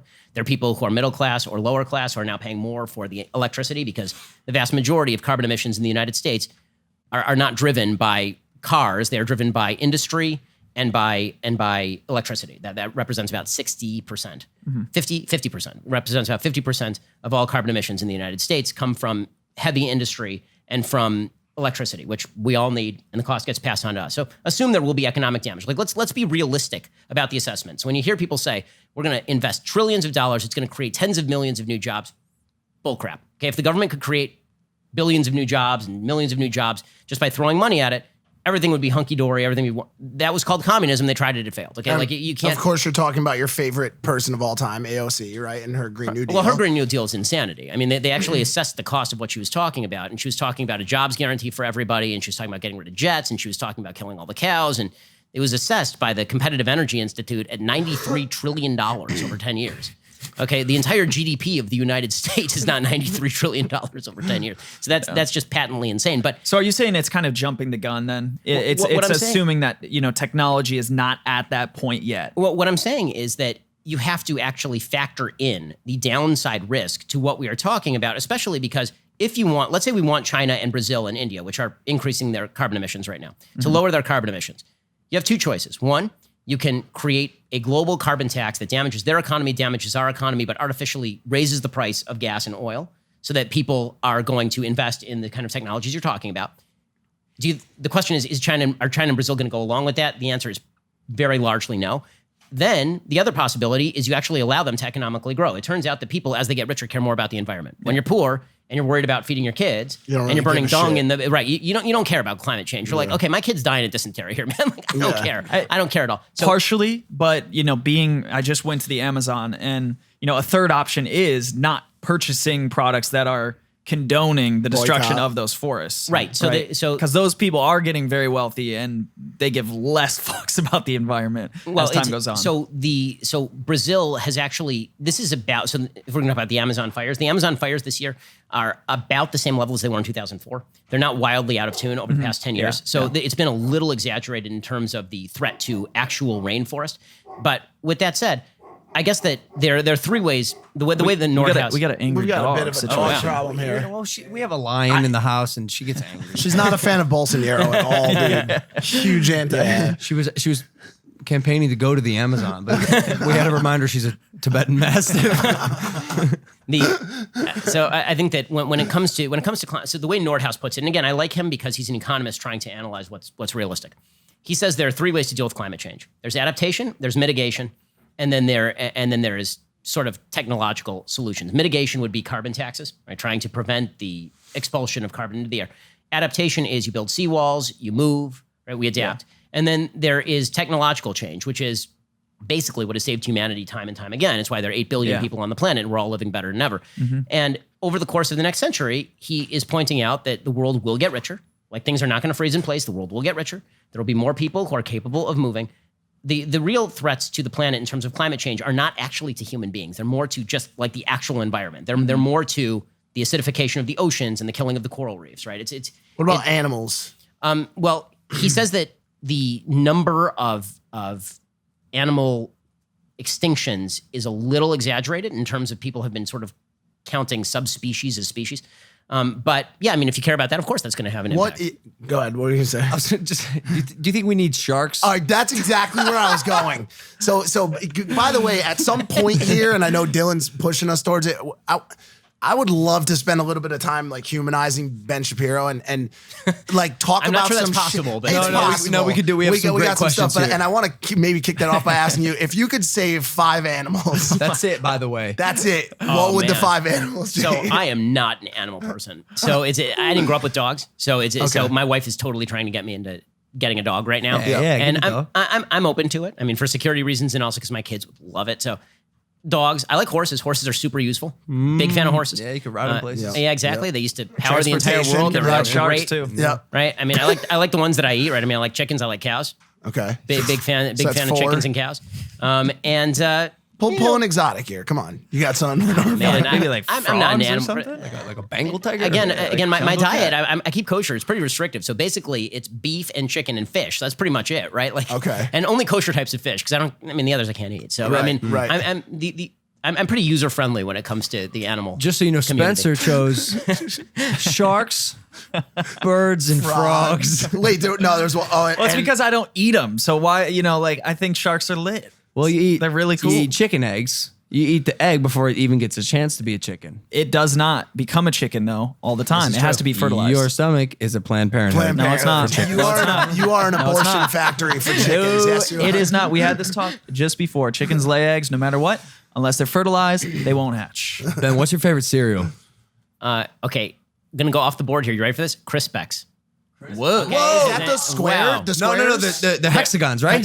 Yeah, that's right. They're the ones that they're half corn checks and half rice checks, and they're unavailable anywhere. And I ordered them in bulk from Amazon. Really? Yeah. No, I'm not kidding you. I don't know This is a real why thing. that slightly doesn't surprise me. surprise I don't me. know why. because it's the most boring, obnoxious cereal in the world. That would be it right there. My dad was a fan of these. Always had the Crispix line. Oh yeah, that's the solid stuff right What there. do you put in it? Do you put do you drink milk? Just milk. Dairy milk. Yeah, dairy milk. Where do you, okay, hold on a sec. So where do you live right now? Are you? I mean, I shit. don't Give really me a wanna say state. it, Give me a but state. California. Okay, you're in Yeah. California. That is a mortal sin in California. To drink milk? Dairy milk. Dairy you milk. are a. Oh, You are. yeah. You can still clip your nails in public places. You can eat a steak on a school bus. If as soon as you break that dairy milk out, you are a caveman, a sinner, and just a murderer at that point. Because listen, I drink dairy milk, and people think I am out of my you? fucking mind. You actually Yes. do? I didn't know I have that. chocolate milk Still once to this day. every 3 I can't believe days. it. I can't believe. No, I just. Why would you not? It's one of God's great creations. I just like almond. I just like almond milk better. You like it better? It Oh, you're tastes so like full of crayons. shit, dude. You don't like it better. You're just saying that. Did I get LA'd? Yo, I might have gotten LA'd. I wear rings now, dude. There's a Like big crowd I have a out Laura there. Piana hat. Like There's a big crowd out there that respects almond milk. Jeff was trust me. telling me, bro. Like, nah. You did get LA LA changed though. me. Yeah, Yeah, you did. Yeah, get I do bodied. almond milk and oat milk now. Yeah? That's the next Is that a one. thing? Oat milk? Oat milk. You see the Yeah. propaganda? I didn't know oats make milk until then. Now you know. The All right. propaganda, he said. Ben, when was your first kiss? Oh, I believe it was with my wife. Whoa! Holy shit. Yeah, I was a virgin until marriage. And I was married at 24. My wife was 20. And she was my first serious girlfriend. Wow. So unless I missed something, No, it was that. But it's, I feel I'm like I would happy have remembered it. for But you. yes, I am. Yeah, I mean, listen, we dated for 3.5 months. We married for 11 years. We got 2 kids. You only I mean, dated for 3.5 months? Yeah, How man. did you know? How did you know that she was the one? Well, number one, she's incredibly hot. Number two, There you and go. I mean, come on. But beyond that, she the fundamental thing that is different about dating when you're Orthodox is obviously you're dating for marriage. So for me, it was you're looking for shared values. I mean, we were talking about kids, like how you would raise kids on the first date, and you do that on normal first dates in the Orthodox I community. do that more so as a strategy to give them hope. You know what I'm saying? I mean, hey, sick. well, yes, but You're also twisted. yes, but also like, don't we all love to fantasize about what could be, huh? Like, don't tell me you haven't gone on a first date and you're like, yo, how crazy would it be if we got married? I and generally had don't kids, say that. and this is our first date, and we get to tell them this story. Right, but I don't do it to give them hope. I'm like making sure this Oh, yeah, chick is like not crazy. I'm a sicko, bro. I'm a sick fuck. Do you think that allegiance to your values on the religious side gives you a more of a ground to stand on from a debate standpoint? And also, I want to ask you, as properly as possible about the yarmulke. Okay, and yeah. about There's nothing improper about asking about the yarmulke. You're cool. And Yeah. do you think that it ever provides that you ever find yourself utilizing either the yarmulke or your religion as a fallback when you find yourself in a defensive stance? I mean, I hope not. Okay. I hope not. It's a bad argument. Like I don't cite the Bible as a source for my arguments, and if I did, I feel like it's a bad argument because the person I'm talking with rarely shares that frame of reference. So what difference would it make? I think he's saying like, so on the hierarchy, I think straight white Jew is just slightly above straight white Christian. Yeah, you got us. We're at the bottom. Oh, Yeah, you know no, what I'm that's right. saying? We are. We're fucked. No, So we defeat you, but only very, very, very Slightly, marginal, like, yeah. We're wedged between Backs successful against the wall. Asians Yeah. and white men. This is right. We can't find this intersectional hierarchy, hierarchy. by the way. We Oh, I mean, I can draw it had for you. I mean, I can What- put it on what like it- a napkin. What Yeah. is it? It's I mean, it varies based on period, but right now it would probably be transgender folks, and then gay folks, and then black folks, and then Latinos, and then women, and then Asians, and then Jews, and then white people. Yeah. Right. I mean, that's pretty much how it goes in terms of like the privilege hierarchy. They just reverse that and call it the privilege hierarchy. So that really is not saying anything super controversial. They would say that in terms of privilege, those people at the bottom that I'm putting there are actually at the top because they're the most privileged people in America, and the people at the bottom right now are transgender. The least privileged people are transgenders. That's how folks. We took questions from Twitter, and one of the girls said, "I'm worried to watch this," and she said, "Just make sure he checks his privilege." So I'm so sick of that shit. I'm sorry. Like if you want to tell me that I am privileged, there are certain ways in which I am privileged. There are certain ways in which we are all privileged, frankly. And the level of privilege obviously differs by your life story, right? Like thank God, my biggest privilege, I grew up in a stable 2-parent household. That is my number one privilege. My parents are wonderful, wonderful people, right? That is my number one privilege. And I grew up in a pretty solidly middle-class household for most of my childhood. I mean, until I was 11, we were living in like an 1,100 square foot house. I have 3 younger sisters. I shared a room with all of my siblings, and we had 1 bathroom for 6 people. So it wasn't like we grew up loaded or anything, but it is a privilege to live with 2 parents who love you, take care of you, provide for you, share a set of values with you. Is that the greatest privilege? And it is the most important privilege in America. Do you think it could in some ways be the biggest solution to a lot of the problems that we have in the country? Absolutely. I think it is the biggest solution to most of the problems that folks have in the country right now. I mean, as I said before, is the same. Growing up with a single mom, and this is not a rip on single moms, this is just a fact of life, is the single best predictor of intergenerational poverty in America right now.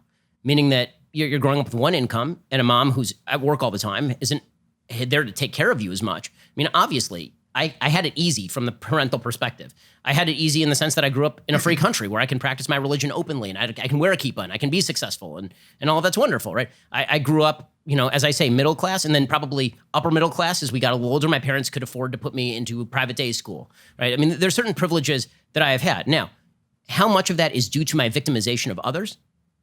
None. Okay, none of those things are about me victimizing anybody else or my parents victimizing anybody else. And I'm really sick of this nonsense where, because I acknowledge that I have been privileged to have good things happen to me in my life, that is because I victimized somebody else. My success does not come at the expense of your failure. And this basic notion is deeply disturbing and divisive and ugly. Okay, the fact is that if you can point out a place where I hurt somebody and I kept somebody down, then that's me doing something wrong. But if you're saying that just by dint of the fact that I grew up in a 2-parent household, that I've somehow victimized you, go F yourself, man. That's not a thing. Are you willing to agree that, use the word failure, are you willing to agree that there is, on the flip side of the spectrum, some non-privileged? Of course. I mean, of course. And when I say failure, I don't mean like your chosen failure. Right. By that, I just mean like in the contrast between the word success and failure. But but obviously, okay, so examples of non-privilege. You grew up in a single mother household. Your dad wasn't around. Somebody went to jail. You grew up in a poor area. You had less educational opportunity because the schools suck. You have a health problem. Right? There are all sorts of things that crop up in people's lives. And of course, those are areas of difficulty. And we should be looking to help our neighbors. I mean, I give a lot of charity specifically for this reason, because we should be looking to help our neighbors and create institutions that help people out. But that is not the same as saying that somebody who is successful is therefore guilty of doing something. And that's what the privilege, right, the woke privilege brigade is all about. It's not about how do we help the person at the bottom, how do we help the person who's had a setback. It's about how do we punish the person at the top and blame them for the setback for the person at the bottom. That is a bunch of horseshit. Yes. Okay, Bill Gates is not rich because you are poor. Bill Gates is rich because Bill Gates provided a product that millions of Americans bought and it made their lives better. The real problem is that you're poor. And so the question is, that's not a problem with you, obviously. Maybe it is. Maybe you made bad decisions, but maybe it's not. The question is, how do we make you not poor, right? How do we get you to make decisions that are better? How do we help you overcome things that were not your decision, right? It seems to me, this is why the whole conversation about income inequality to me is such nonsense. The question is not are the rich richer and the poor are poorer. The question is, why are the poor poor and how do we make them richer?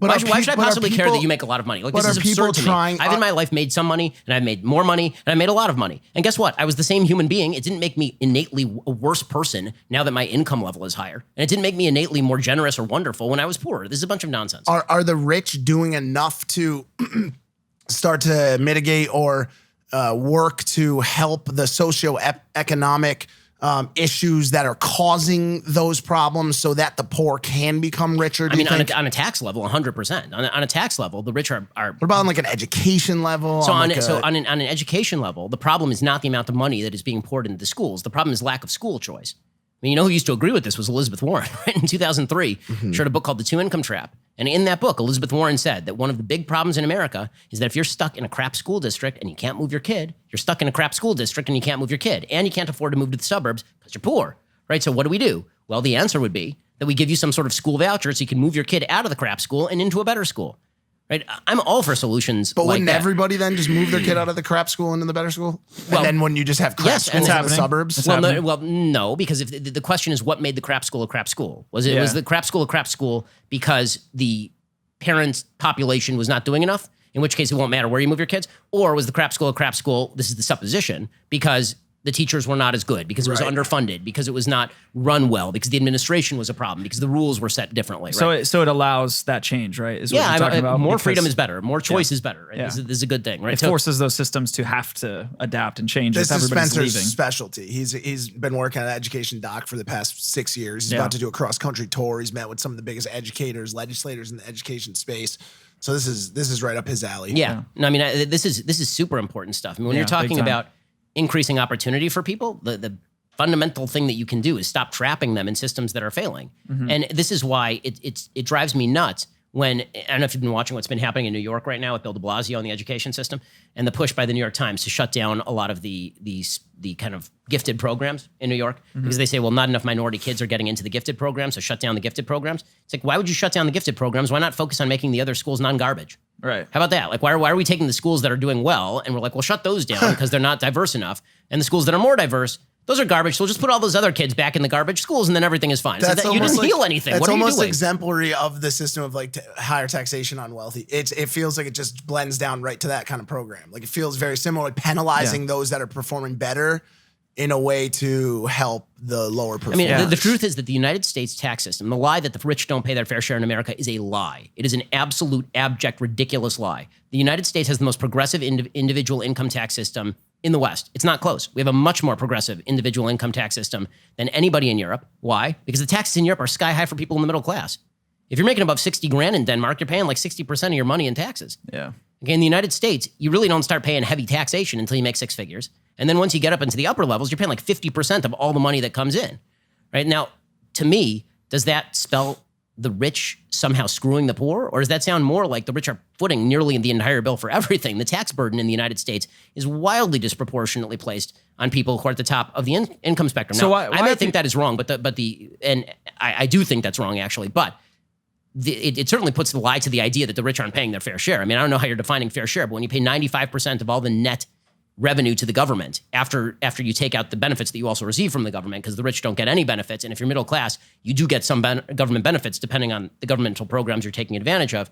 According to the American Enterprise Institute, I don't know what the fair share looks like if you're paying like virtually all of the tax burden. It's kind of crazy. I was just gonna say, why are so many people so pissed about that then? Because it's always easy to be pissed at the person who's making a lot of money and to suggest that if you had his money, you'd be better off. I mean, I think that human beings are venal. I think that they're venal when they're rich. I think they're venal when they're poor. I think we're greedy when we're rich. I think we're greedy when we're poor. I don't think money makes people better. I don't think lack of money makes people worse. I think that human beings are innately flawed. I think we are sinful creatures. I think that we are nasty and greedy. I think we're also capable of doing incredible things. So money amplifies. Yeah, well, that's certainly true, right? I mean, I know a lot of wealthy people, and if I knew them before they were wealthy, if they were nice before they were wealthy, now that they're wealthy, many of them are much nicer because they have more ability to do nice things. Yeah. And if they were assholes before they were wealthy, they are massive assholes now that they're wealthy, right? I mean, it doesn't, money just exacerbates. There's a phrase in Hebrew that you only know somebody, and the phrase in Hebrew is Bekiso, Bekaso, Bekoso, which means when he's rich, Bekiso is in his pocket, Bekaso in his anger, or when he's drunk, Bekoso. Like that's the only time you actually know somebody is when they have one of those three things. I think that's fairly true. But what's the happiest moment you've ever had in your life? Well, I mean, I have kids, so it's obviously the stock answer. I mean, I thought you were going to go with Impulsive. I really did. I mean, it is a little fucked up. None of you guys have kids, right? That you know about. No. Right? But no, Logan's on a quest. Mike might have one floating around. It's potentially. We don't know. I want a kid. But it is unbleevable. What, having a kid?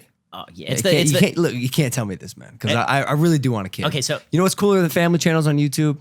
Single dad channels. Wait, is that a thing? Are there examples of? Bruh, young single dad. Like, yo, Ace Family, mad respect. Austin, you know I love you, but young single dad channels. But who's doing it is what I'm saying. I mean, you're doing it. I'm working on it. But you're not a single dad. Watch as I lecture you guys. You ready? Okay. Okay, because that's what I come here to do. Okay. And so here it is. The more responsibility you take on in the life, the better a person you'll become. Okay, when you're single, and it also really does expand your horizons in terms of emotional ability. Like what I always say is when you're single, your range of happiness goes from like a 9 to a 2, right? Like a low is like a 2 and a high is a 9. Then you get married and your high is like a 20 and your low is a negative 20 because when something happens to your spouse, it's worse than when it happens to you. Yeah. And then when you have kids, all boundaries are removed. Okay. The best things that ever happen to you in life will be with your kids, and the worst things that ever happen to you in life will be with your kids, and it's all in one package. But people in today's society keep saying, like, I don't want to take on responsibility until I'm ready for it. The answer is take on responsibility now, and then you become ready for it, because nobody has ever been ready for the responsibility. Yeah. Yo, I've said all this. This is the exact rationale I'm using. Like, you're not ready to have a kid. I get it. But is anyone really ever ready for anything? And also, if I were to just pop out a quick bib, something about someone's life. How are you going to do that, man? I mean, I assume there's someone else involved. Well, yeah, hopefully. Well, no, be honest with him. I'm working on a scrotum baby, if I'm being honest. He wants a vessel. What? Now we can't say the truth. He's been looking for a vessel. It's not just a vessel, dude. Remember that whole thing I said about a privilege being a 2-parent family? Remember that whole thing like just a minute ago? Yeah, you might want to lock that down. Fucked that part up, dude. He said that's the biggest problem. You can't be a single dad because then you got issues. No, I'm going to be a single dad. I have 2 dogs and I have a child. Are you just saying that because of your situation growing up? You didn't have the ultimate privilege. Bro, Spencer's not. See, now you're affecting me. I'm sorry, man. That was just bad. I shouldn't have done that. It's fine. Who's your childhood hero, Ben? Ooh, I mean, aside from immediate family members. So when I grew up, I was a big history buff. And so every Halloween I would dress up as John Adams because I love it. Nice. Oh yeah. Nice. Have you ever seen the movie? Incredible. Look, I'm right out of the playbook, man. Is there a photo of this floating around? Oh yeah. Ben Shapiro, John Adams. I think they showed it on C-SPAN. See, that's the thing you got to respect about Ben is like he's not putting on some show. This is Ben, dude. I am just this irritating. No, it's not even that. It's just you wonder why I married my wife in 3.5 months. She's the only person who can stand me. And then I produce babies just so I can have friends. That's pretty much the story right there. The kids are your homies. Is the reason why people aren't going into that situation where they're taking on more responsibility? Is it because of this thought that they're not ready for it? Is that the more prevalent reason, or is it because, simply put, we've entered a time, just short of the 4 horsemen, where people just don't give a fuck about anything anymore. I mean, they don't want a spouse. They want to party, and then they want to party some more. They want to have a lot of unprotected sex. They want to booze. They want to do drugs, and they want to tell people to fuck off, and they want to be, Well, remember, my predicted outcome, if you take on responsibility, is that you'll be a better person. It's not that you'll be a happier person. Okay, and I think that a lot of people believe that they are going to be less happy if they take on more responsibility, and there's truth to that, right? I mean, I can't go out every night with my wife the way that I would if we didn't have kids. But I think that a deeper level of happiness lies in living a good life. I mean, we're among men. So I think particularly for men, this is true, but I think it's true for women too. But for me, personally, living a life as a man, being a man is about taking on responsibility, fulfilling that responsibility, and then at the end of my life, recognizing that my duty was fulfilled. I fulfilled my potential because I fulfilled my duty. And I think that people are not concerned with that, or they put it off, and then very often it's too late, or they've shaped their characters in ways that they can't unshape particularly easily. Taking on responsibility is a massive decision, but it's also the kind of decision that changes you, and it should be inspiring to take on responsibility. I mean, frankly, this is true in business. It's true in life. I mean, ditching an irresponsible life in favor of a responsible life. When we talk about like the things that you like about the people that you like, it's usually because you feel like they do what they say they are going to do. They fulfill their obligations. They're reliable. They do their duty. And not only do they feel comfortable in their own skin. I mean, that should be the goal. I think happiness lies, I say this in my book, but I think happiness does lie in having a purpose in your life, and purposelessness leads to depression, leads to anxiety. There are pretty good studies that show this. Yeah. That's funny. It's funny you say that because I spent a lot of my initial time on camera being this wild man. In a lot of ways, I still am, but I was the party guy, and we just took up this sobriety. For him, it's a necessity because he's got to get ready for boxing. For me, it was a challenge. I'm going to join my best friend in this hunt for sobriety. And like 35 days in, and I've started to already like kind of reshape my narrative when it comes to the content I produce and talk more about mental health. And I thought everyone was so interested in watching me be a jackass and like party and shit. And then I realized everybody was 50 times more interested in stuff that added value to their lives. And so it's your point about responsibility is it resonates. Mm-hmm. It does. I just don't. I'll see how long I can hold on to it for.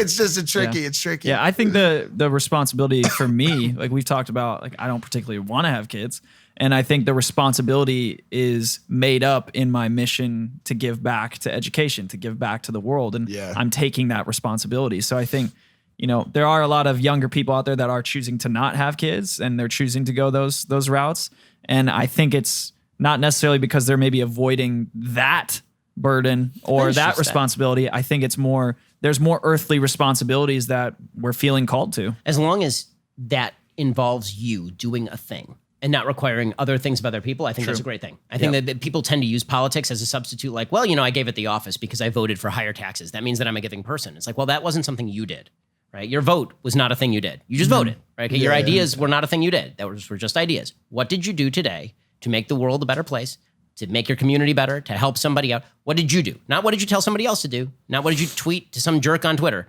You didn't do anything. Okay, Twitter has never accomplished a thing, and people tend to substitute, all of I virtue signaled on Twitter and my points went up. Technically, maybe it helped organize Arab Spring. Maybe. Yeah, and then it turns out that all the people, but those were people who were actually living on the ground, undertaking that was an actual risk, right? I mean, if you're living in Tunisia and you're like, this dictator needs to go, you're undertaking a risk. If you're living in New York, like, that dictator does need to go, you're just an asshole. Nothing's gonna happen.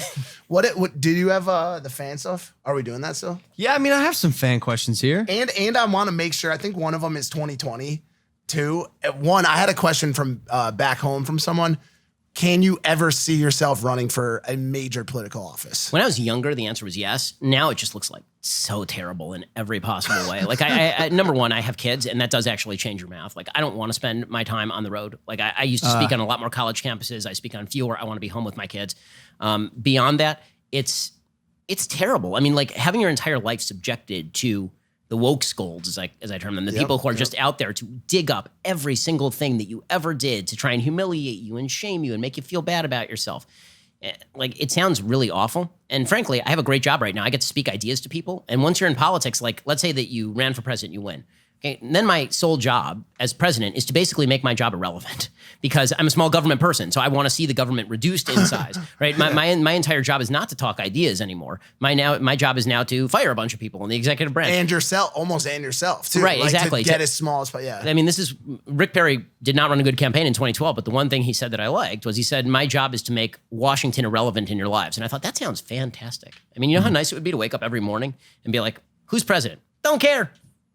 Okay, that'd be kind of nice, right? Because the truth is that that's really how life should work. You shouldn't care what some person 3,000 miles away is thinking about that morning or what he's tweeting about. England got that way with the Queen, partially, right? Yeah, she's she's powerless too. I mean, there's a prime minister, obviously. Right, of course. But I'm just saying, like, they moved away from that model. I think. Well, this is one of the problems in America. There's a case for a monarchy in America, mainly for ceremonial purposes, because the president has become a ceremonial monarch, and the president should not be a ceremonial monarch. It's ugly. I hate the State of the Union address, for example. I think it's monarchic crap. He walks in and everybody's standing up and cheering. He's the president, and we play the music, and it's like the big things. Like, that's not what the president was supposed to do. He's literally there to command the army and the navy, and then sign bills, and then execute the laws. He's not there to be the boss of America. Like, every time I see any president, Trump, Obama, Bush, whenever I see them, there's like a hurricane, and then there's a picture of them sitting behind the FEMA desk, and it's like, really?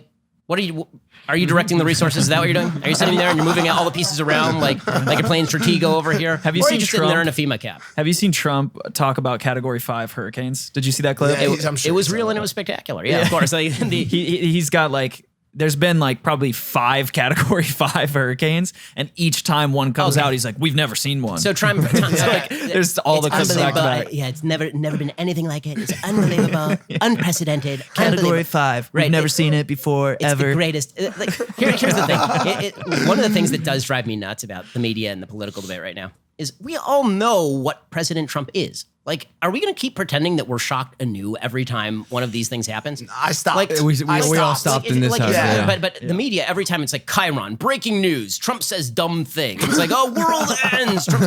Oh, really? Is it a day ending and why? Like, who cares? I was telling him last night about the time when he said he can go out on Fifth Ave and shoot somebody.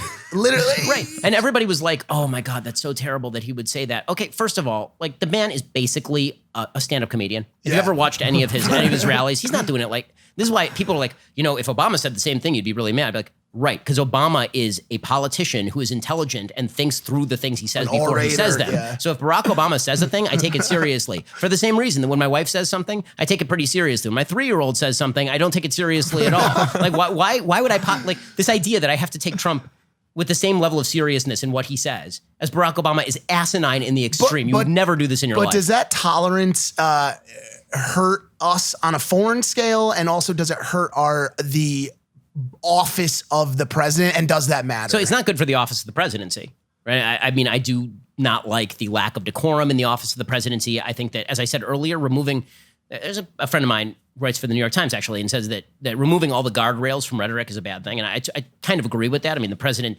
is supposed to rhetorically uplift the country. And this is why when so many people on the right are like, but he's doing all these great things that you like, why aren't you more pro-Trump? And I'm like, well, the president really has 2 jobs, right? Job number 1 is to do a bunch of stuff. And job number 2 is to speak in a way that moves the country in a particular direction. And that I think Trump just doesn't do.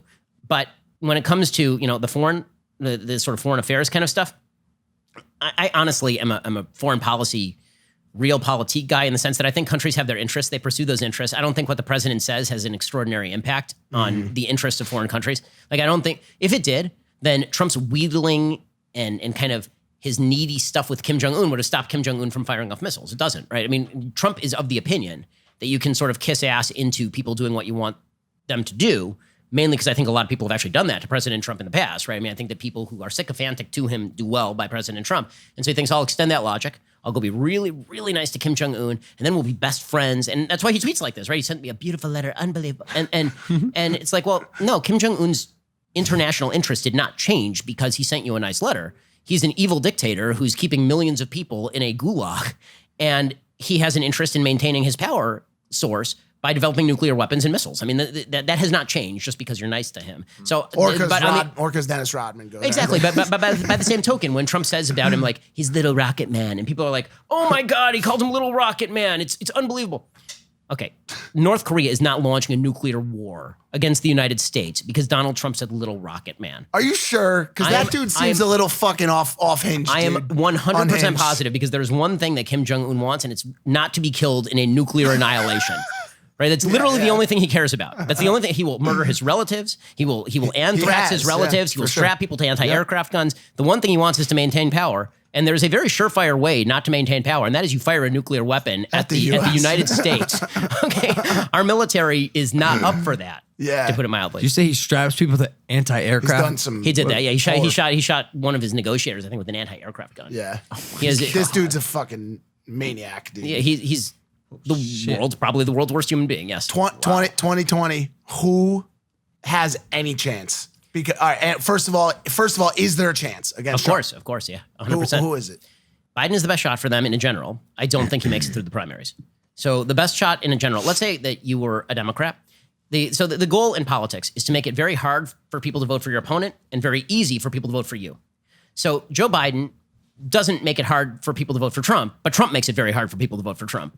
I mean, that's Trump's unique gift, is that the people who love him, and the people who hate him hate his guts and would walk over broken glass to vote against him and will commit voter fraud to vote against him. Yeah. It's not the thing. People are not committing widespread voter fraud. In any case, I have to make that comment for Media Matters. In any case, the fact that Trump is always undercutting himself means that what the Democrats really should do is they should run a weekend at Bernie's campaign without Bernie Sanders, right? They should actually just wheel a corpse around. And the corpse should actually just like not be animate in any way and just sits there. And then Donald Trump says something. He plays shot of the corpse.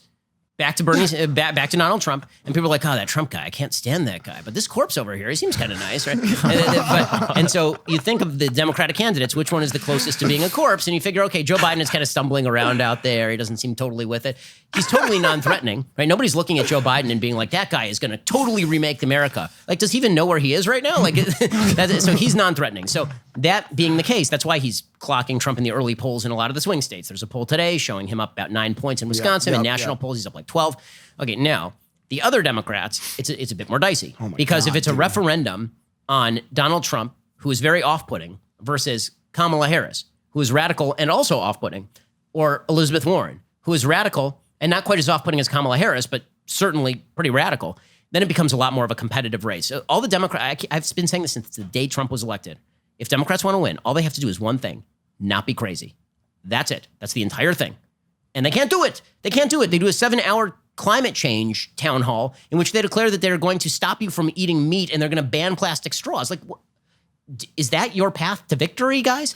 Are you that confident to victory? Do they think that since Trump's path to success was going going fucking nuts, do you think that's inspiring them? Yo, well, we're gonna fight fire with fire in the primary. Go insane. So in the primaries, yes. In the general, no. This is why this is the problem for Democrats right now. Is in the primaries. Let's say you're a Democratic primary voter. And if you're a Democratic primary voter, again, you despise Trump. You think that he's horrible for the country. You think that he has all the worst things. He's Orange Hitler, the whole thing. And you're like, okay, who's going to clock that guy directly in the face? Who's going to get up there and just take it to him and be nasty to him and hurt him? And you look at the field and you're like, okay, well, Joe Biden is asleep. And all the other candidates seem like... Why is he... when did he get like that? He wasn't always so sleepy, was he? Sleepy Joe. It was... Honestly, Trump, it is his gift. I mean, his gift... What do you think about him smelling girls' hair?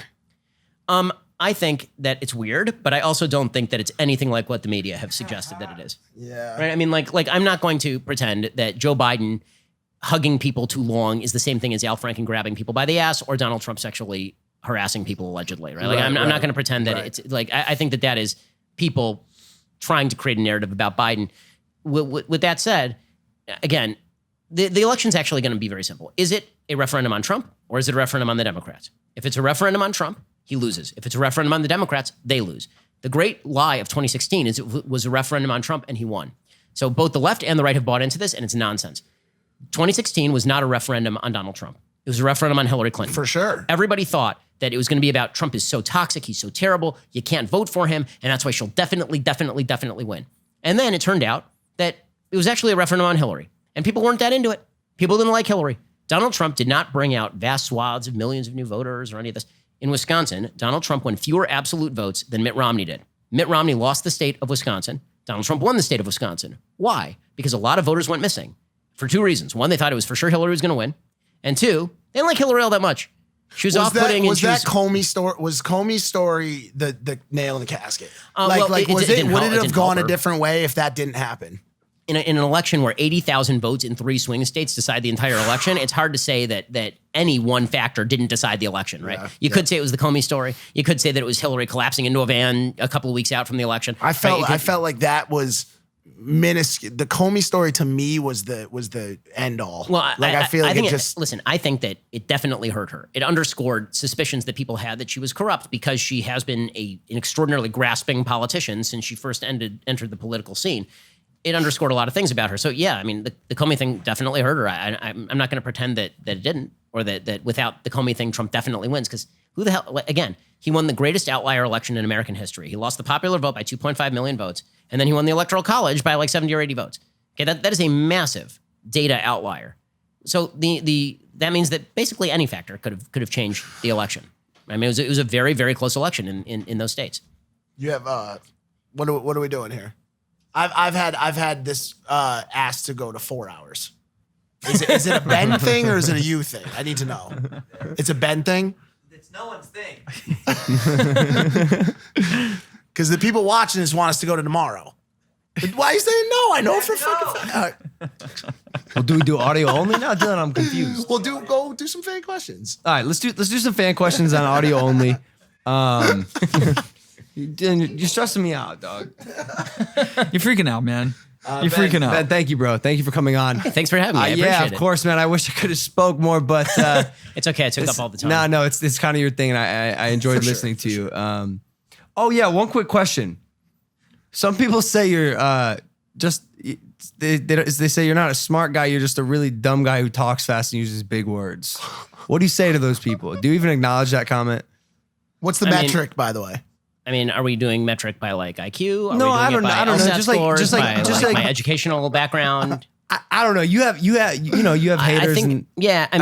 I think that there are a lot of critiques that can be made of me. I will say that, like anyone else, I say the occasional dumb thing, and because I say more words, I probably say a lot of dumb things. I will say that for a lot of folks on the left, there's sort of a 3-pronged attack. Right? You're either stupid, or you're corrupt, or you're evil.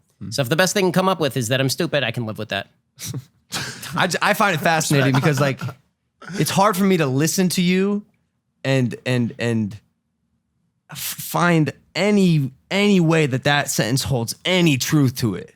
Because I mean, you are incredibly intelligent and articulate, and yeah, I want to thank you for coming on the show and blessing us with your presence. Well, again, thank you so much for having me. Thank you, brother. Appreciate Thank you, brother. Where can they find you on the Instagram, the Twitter, social media, the toxic place? Yeah, I think it's official Ben Shapiro over at Instagram, and it's Ben Shapiro over at Twitter, and on Facebook, you just look for Ben Shapiro, and it'll come up for you. Cool. We're gonna do an audio only right now on Spotify and iTunes. Thank you for listening to Impaulsive, the #1 podcast in the world. We'll see you guys next time. Peace. A perfect definition of Ben Shapiro. He's literally a 35-year-old man who goes to college campuses and argues with kids half his age to make himself look like a genius. Then when he's backed into a corner during an interview with another full-grown adult, he gets mad and storms out, lol. They have an LOL in there. He's a perfect picture of millennial conservatism, a movement predicated on the belief that appearing correct is more importantly than actually saying things that are true. I've always thought of you as a factually based debater. I mean, I hope so.